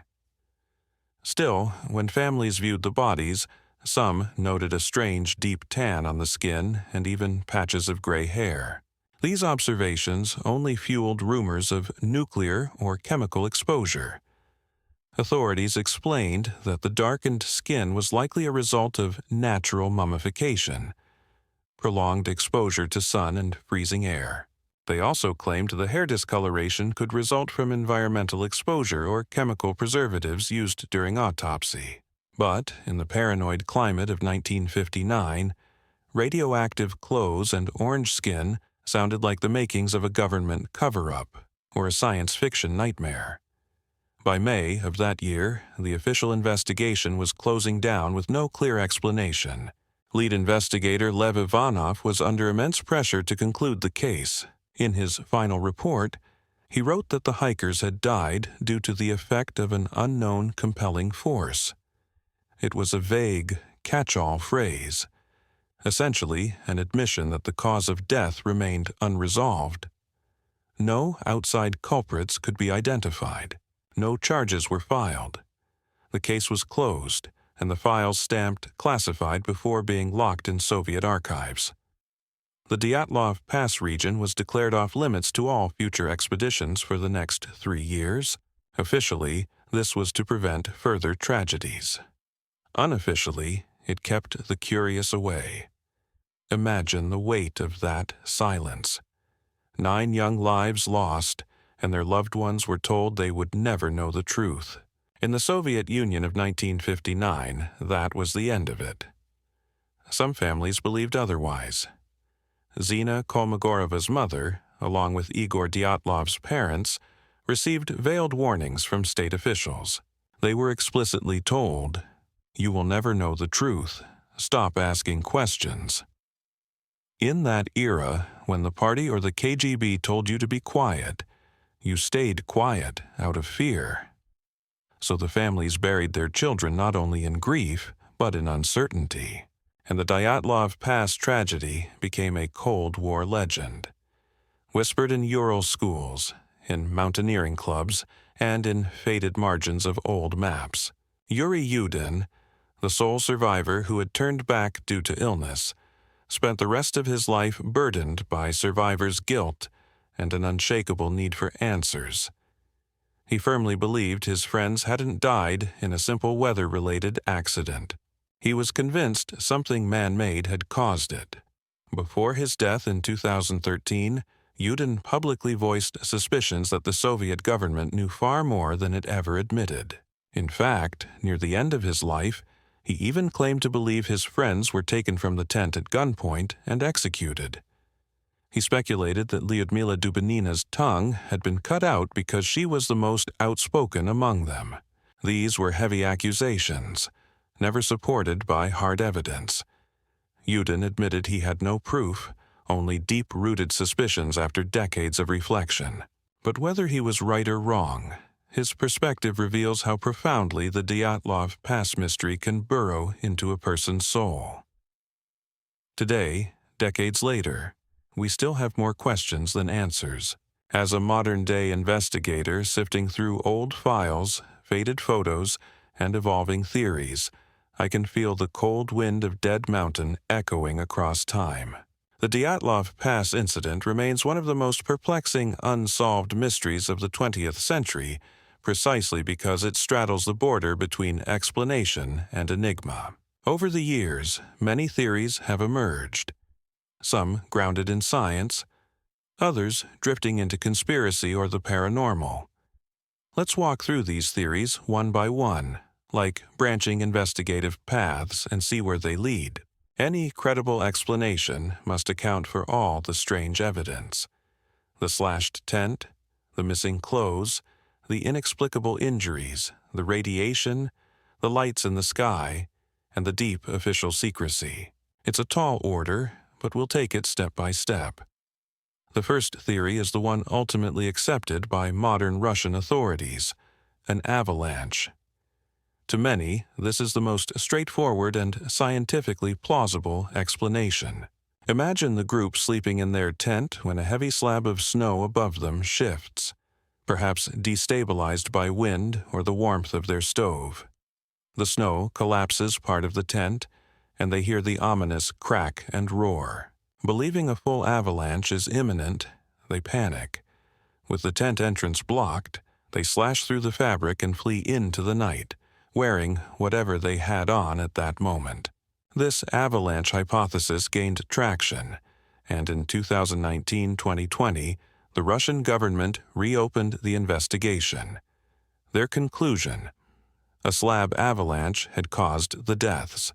Later that year, scientists released computer simulations supporting the plausibility of such an event. In this scenario, the hikers' actions make perfect sense. If they believed an avalanche was bearing down, immediate evacuation without boots or gear, would be the correct response. Every decision they made after leaving the tent, heading toward the tree line, attempting to build a fire, digging a snow shelter, fits survival training under those conditions. In fact, the ravine where the final 4 bodies were found showed signs of a snow den being built, with branches laid on the floor. New story, Flight MH370. If this is your first time with sleep theories, welcome. This is our space to explore the mysteries that linger, long after the headlines fade. The cases that don't fit neatly into official reports. The puzzles that keep us awake at night. Don't forget to subscribe and hit the notification bell. You're not going to want to miss what comes next. I'm Daniel Rhodes. For 32 years, I analyzed threats that didn't officially exist. NSA, CIA, and a few 3-letter agencies that still don't have Wikipedia pages. My career lived in the margins of declassified files. When I retired in 2012, I thought the secrets would stay buried. I thought I could finally sleep. Then came MH370, March 8, 2014. At 12:41 a.m., local time, Malaysia Airlines Flight 370 pushed back from Gate C1 at Kuala Lumpur International Airport. In command was Captain Zahari Ahmed Shah, age 53, with over 18,000 flight hours. His first officer was Fariq Abdul Hamid, 27, transitioning to the Boeing 777. Between them, they carried 237 passengers and crew on what should have been a routine 6-hour flight to Beijing. The flight proceeded normally for 38 minutes. At 1:19 a.m., First Officer Hamid transmitted his final words over the radio. "Good night, Malaysian 370. It was the last official message ever heard from the aircraft. 2 minutes later, the plane's transponder went silent. Malaysian radar lost its position, and the aircraft vanished completely from secondary surveillance.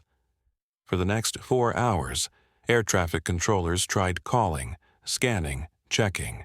They assumed a malfunction. Maybe a storm, maybe an electrical failure. Anything but the truth that was unfolding over the South China Sea. Because the plane hadn't crashed. It hadn't exploded. It had simply disappeared. Not just from Malaysia's radar, but from surveillance systems in 3 separate countries. Simultaneously. The odds of spontaneous failure across sovereign borders, of radar, transponder, and backup systems going dark at once, are so small they defy belief. I didn't learn this from CNN or the BBC.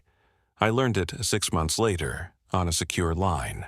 The caller identified himself only as Mitchell. A voice I hadn't heard since a closed-door briefing in Langley back in 2009. "Danny," he said. A nickname only 5 people on Earth were authorized to use. "You still got that clearance?" "Retired, not revoked," I answered. "Why?" "Look at Diego Garcia and stop trusting the satellite data." The line went dead. Mitchell had always been a man of few words, but this was cryptic, even for him. Diego Garcia, a U.S. military stronghold on British Indian Ocean territory, one of the most secretive installations on Earth. What could a missing Malaysian airliner possibly have to do with a facility that officially conducted no operations requiring congressional oversight? I spent the next week trying to forget it. I was retired. I had a small house in Vermont, a garden that needed attention, and a pension large enough to last until the heart attack or cancer diagnosis that seems to find everyone from my old line of work. But Mitchell's words echoed in my mind with the persistence of a 3 a.m. smoke alarm. So I started digging. The first thing I discovered was that Diego Garcia's location placed it roughly 2,400 miles southwest of MH370's last known position. Well, within the range of a Boeing 777 carrying the fuel load that MH370 had taken on in Kuala Lumpur.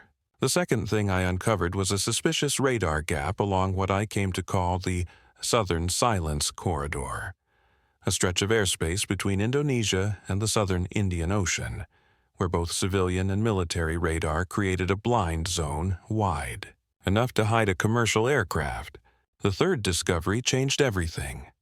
Inmarsat, a British satellite communications firm, had been quietly receiving handshake data from MH370 long after the transponder had gone dark.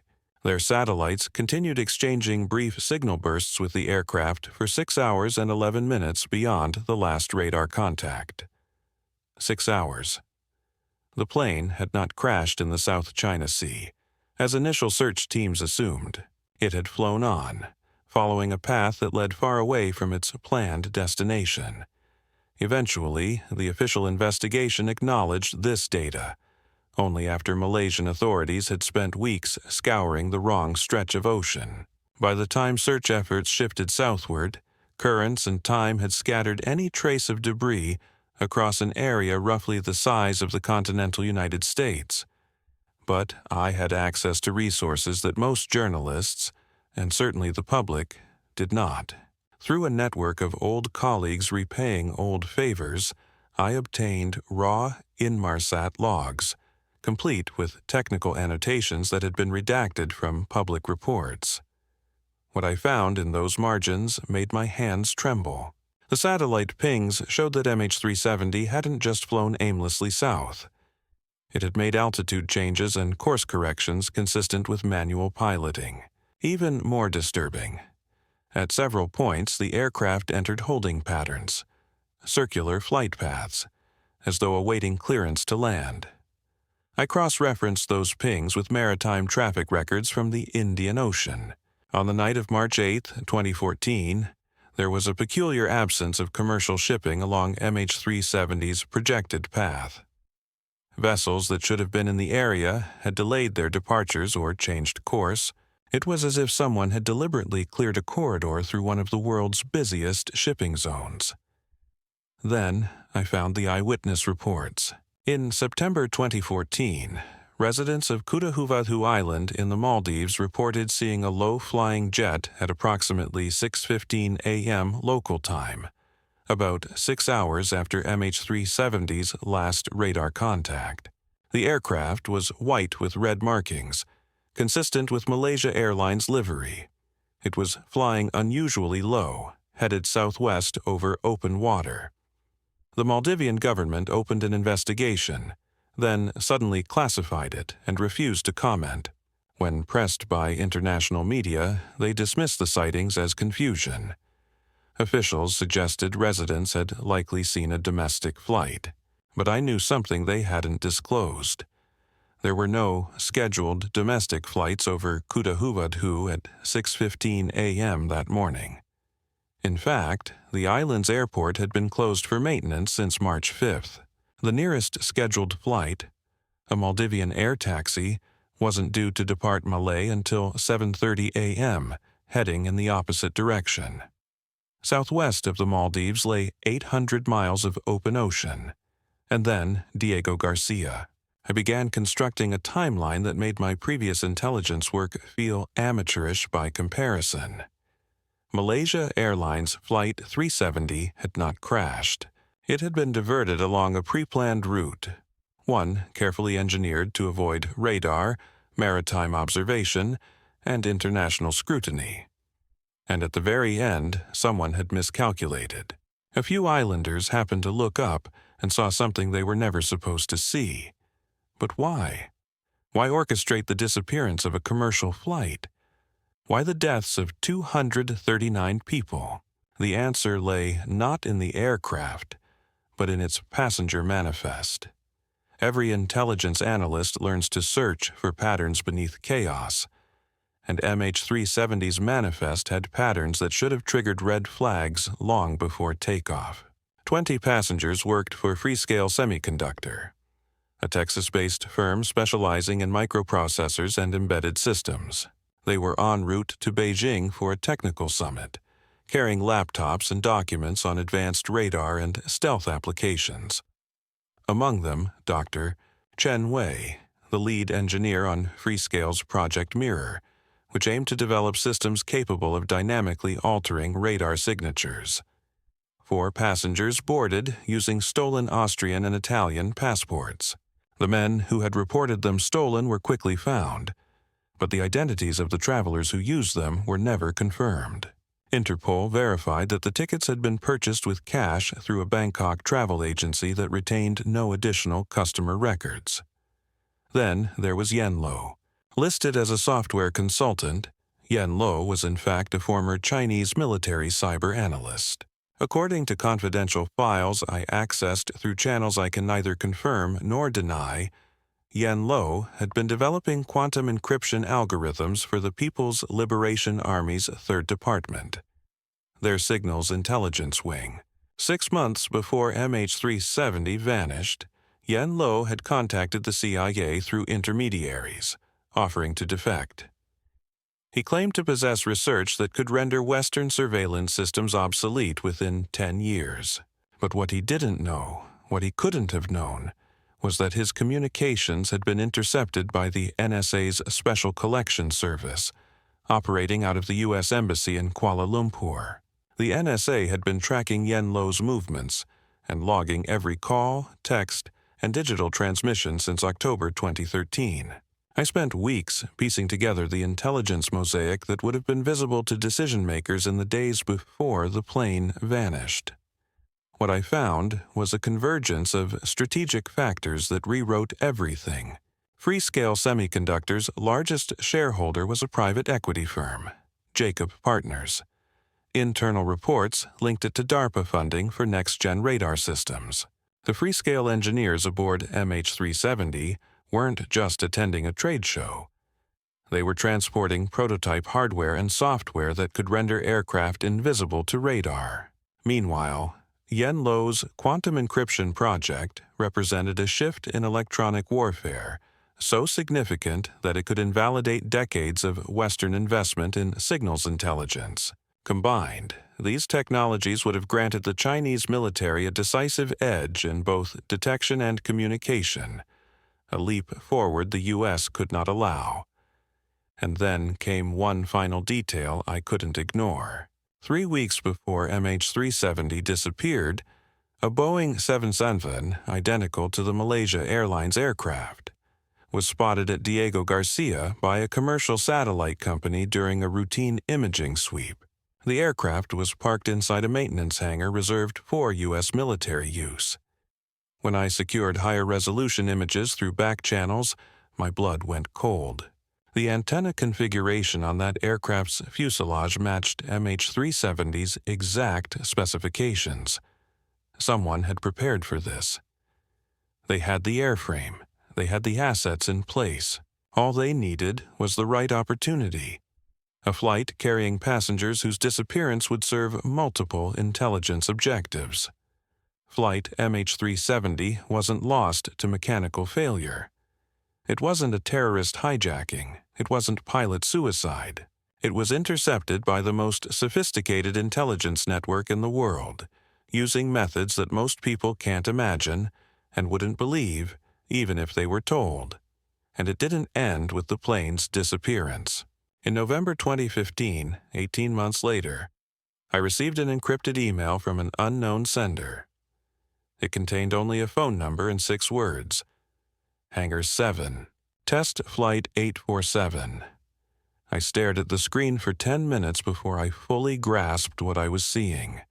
Hangar 7 was a maintenance facility at Boeing's Everett plant, where experimental avionics systems were developed and tested. Test Flight 847 was a project I vaguely recalled from classified briefings back in 2010. An initiative to create optical camouflage systems for military aircraft. I dialed the number. Mr. Rhodes? The voice was uneasy, mid-40s with a slight southern drawl. My name is Marcus Webb. I used to work for Boeing. I think we need to talk. 3 days later, we met at a diner outside Everett, Washington. Marcus Webb was thin, pale, and carried the haunted exhaustion of a man who had kept too many secrets for too long. He'd been an avionics technician at Boeing for 15 years, specializing in experimental radar and communication systems. In 2013, he had been assigned to a project known only by its internal code, Ghost Protocol. They told us we were building stealth systems for next-gen military transports, Webb said, stirring sugar into his coffee with visibly trembling hands. Optical masking at altitude. The goal was to make planes invisible, both to radar and to the naked eye, by manipulating their electromagnetic signatures in real time. The system relied on a mesh of sensors and transmitters embedded into the aircraft's skin. These components would detect incoming radar waves, analyze their frequency, and emit countersignals that effectively canceled out the plane's radar profile. At the same time, optical sensors would scan the surrounding sky and terrain, projecting those images onto surface panels to visually blend the aircraft with its environment. We tested it twice, Webb continued. The first run was a partial success, 60% radar invisibility, maybe 40% optical, but the second test— He paused, eyes fixed on his coffee. The second test, something went wrong. The plane vanished completely. No radar signature, no visual confirmation. Even the GPS feed dropped. For 8 minutes, no one knew where a Boeing 777 was flying, in controlled airspace. Eventually, the aircraft reappeared on radar, suffering what was officially reported as cascading avionics failures. The Ghost Protocol project was immediately suspended. Its research was classified above top secret, and the hardware was locked away in secure facilities Webb no longer had access to. But he had kept copies of the technical documentation. I knew something wasn't right when they made us sign new NDAs 6 months after the project had been shut down, he said. Then MH370 vanished, and the pieces started to click. The flight path, the radar blackout, the total disappearance. It was just like our second test. Webb believed that Ghost Protocol tech had been covertly installed on MH370, possibly during routine maintenance or under even more secretive circumstances. Its disappearance from radar wasn't due to the transponder being switched off. It had been rendered electronically invisible. But why? I asked. If the goal was to extract certain passengers or research data, why not wait until they landed in Beijing? Why hijack a whole airliner? His answer made me understand why he looked like he hadn't slept in months. This wasn't just about stealing research, Webb said. It was a live test. They wanted to know if they could make a commercial jet vanish in real time, with the entire world watching. If Ghost Protocol worked on MH370, he reasoned, it could be deployed on anything: Air Force One, enemy bombers, or civilian planes carrying people they wanted to erase without leaving evidence. According to Webb, the aircraft had been remotely piloted using Boeing's uninterruptible autopilot system, originally designed to prevent hijackings by allowing ground operators to override cockpit inputs. This version, he claimed, had been modified to accept commands via satellite link, enabling control from anywhere on Earth. They flew it to Diego Garcia, he said flatly, landed it, processed the passengers, then either destroyed the plane or relocated it to permanent storage. The debris that began surfacing years later? Planted, Webb insisted. Dropped from cargo planes or submarines. It was about keeping the illusion alive. I asked why he was telling me this. Why risk everything? His safety, his family, his life, to leak information that amounted to an act of war against civilian aviation? Because they're not stopping with MH370, he said. I've seen the production orders for Ghost Protocol components. They're building this at a scale that implies active deployment. Commercial airliners, military transports, maybe even spacecraft. They're planning to make things disappear whenever it suits their agenda. Webb handed me a flash drive containing technical blueprints for Ghost Protocol, internal Boeing maintenance logs, and satellite imagery showing a Boeing 777, matching MH370's configuration, parked at Diego Garcia both before and after the plane's disappearance. Then he made me promise, if anything happened to him, I would make sure the information reached the right people. 2 weeks later, Marcus Webb died. The Everett Police Department ruled it a single-vehicle accident. Clear weather, dry road. His car veered off the highway and struck a tree at an odd angle. It was a road he had driven safely for 15 years. The crash site was less than 2 miles from his home. I kept my promise. The first reported piece of MH370 debris was discovered on July 29, 2015, on Réunion Island, a French territory in the western Indian Ocean, about 2,300 miles from the supposed crash zone. It was a flaperon, a movable part of the wing. Malaysian authorities, French aviation experts, and Boeing confirmed it belonged to MH370. But the find raised more questions than answers. Oceanographers noted that debris from a southern Indian Ocean crash would typically take 12 to 18 months to reach Réunion via the South Indian Ocean gyre. MH370 had disappeared 16 months earlier, squarely within the expected time frame. That timing seemed to validate the official story, but the condition of the flaperon did not. Marine biologists found barnacle growth patterns inconsistent with uninterrupted ocean exposure. The barnacles were overdeveloped for the supposed time in water, yet their distribution indicated fluctuating temperatures and salinity. Some growth appeared to have been scraped off, then regrown. Dr. Sarah Mitchell, a marine biologist at the University of Cape Town, analyzed photographic evidence and published a peer-reviewed paper. Her conclusion? The fragment had likely been stored in controlled saltwater environments, then released into the ocean much more recently than claimed. The barnacle evidence suggested exposure to several marine ecosystems across different timelines. 6 weeks after publication, the paper was retracted, without explanation. But the flaperon was only the beginning.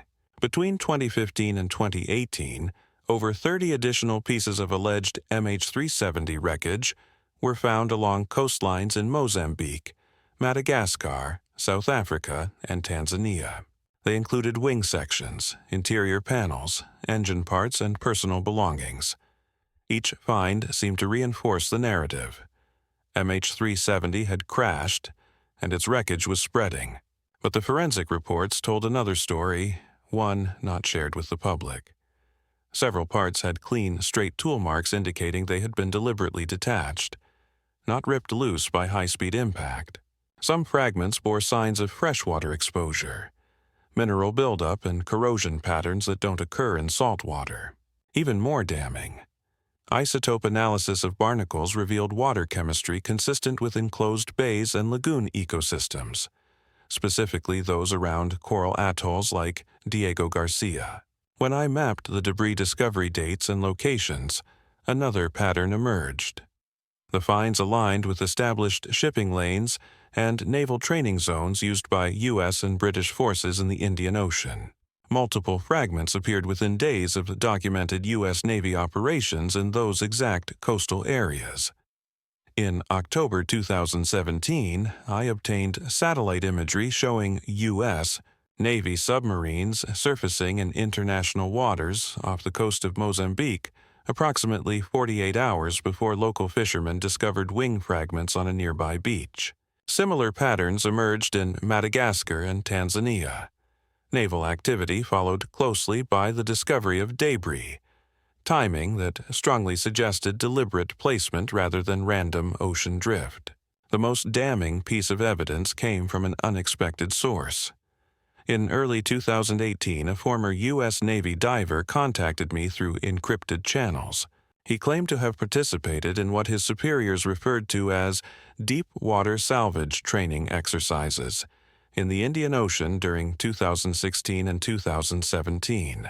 These exercises involved deploying aircraft debris from submarines at specific coordinates, then tracking how currents and weather might move the fragments toward populated coastlines. We were told it was part of a climate change study, the divers said during an off-the-record conversation I couldn't record or document. They said it was environmental research on oceanic drift patterns. But the materials being deployed were not generic. They were aircraft parts, he explained. Some still had serial numbers, partially sanded off, but legible. This wasn't random scrap. The diver provided GPS coordinates for several drop points. Each location matched areas where MH370 debris was later found. He also described seeing aircraft fragments sealed in watertight containers aboard submarines. These pieces showed evidence of controlled saltwater exposure, carefully designed to replicate natural wear from long-term ocean drift. They had marine biologists on board, he added, scientists cultivating barnacles and algae, attaching them to the wreckage before deployment. Everything was engineered to look like it had been drifting in open water for just the right amount of time. The debris findings, heralded as breakthroughs in the investigation, were part of a complex deception. A systematic operation had been planting fragments along thousands of miles of coastline, using military assets and scientific expertise to create a false narrative that would satisfy investigators and grieving families alike. But the most shocking revelation was still to come. In March 2019, precisely 5 years after MH370 vanished, I received a package with no return address. Inside was a single printed photograph, no metadata, no markings. The image showed the interior of a military hangar with industrial lighting, exposed cranes, and reinforced concrete flooring.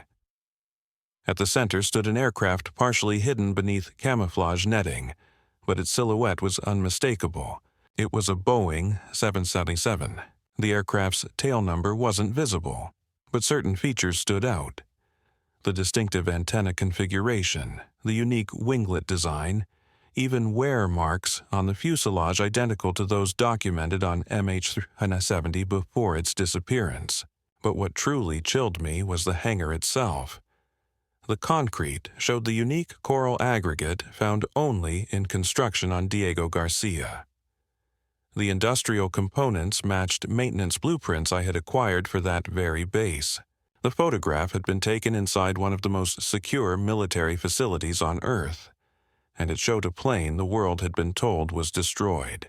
I spent weeks authenticating the photo, consulting digital forensics specialists, aviation experts, and military facility engineers. Every assessment confirmed what I already suspected. This was MH370, alive, intact, 5 years after its supposed crash. The implications were overwhelming. If the plane was preserved instead of destroyed, then it meant the passengers, possibly, were still alive, hidden away in facilities beyond any jurisdiction. It also meant that the debris findings were part of an elaborate ruse, engineered to keep search efforts away from the aircraft's true location. And, most disturbingly, it meant the operation was still active. Ghost Protocol wasn't just a failed prototype. It was operational technology, deployed, weaponized. I began duplicating all my research. I prepared multiple distribution paths.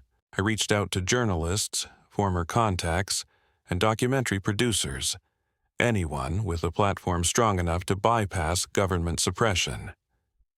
Then, one April morning in 2019, 2 men in dark suits knocked on my door. They identified themselves as investigators from the FAA.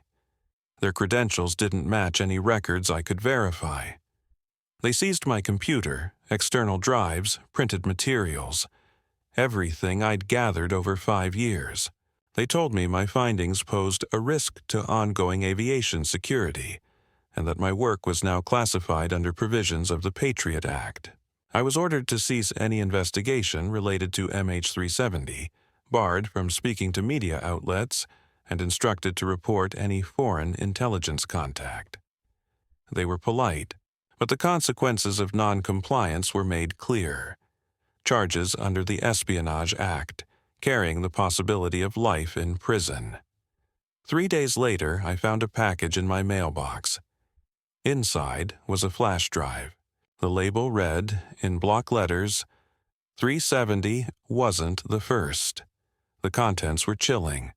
Satellite images taken over the past decade showing aircraft that had disappeared from radar in different parts of the world. Each image was time-stamped and geotagged to remote military installations, some in the Pacific, others in the Atlantic. A few from facilities I still can't identify. But the most disturbing files weren't historical. They were predictive. They showed aircraft that had not yet disappeared, scheduled commercial flights, airframes still in operation. Each image was dated in the future and located at military sites still under construction. The message was unmistakable. MH370 was not an isolated incident. It was the prototype for a continuing global program, a system capable of erasing aircraft from civilian records, rerouting them to strategic black sites, and fabricating enough false evidence to maintain the illusion of a crash. Planes carrying inconvenient passengers, sensitive cargo, or flying along routes that could serve covert purposes. Every one of them, now a potential target for disappearance. As I write this, I don't know how much longer I have. Not before someone finds that flash drive, but before someone decides I, too, need to vanish to preserve this silence. But I do know this. The families of MH370's passengers deserve the truth. Even if that truth is darker than the mystery, MH370 did not crash in the Indian Ocean. It was taken by the most advanced intelligence network in history, using technology that can make an aircraft disappear as though it never existed. The 239 people on board weren't victims of an accident.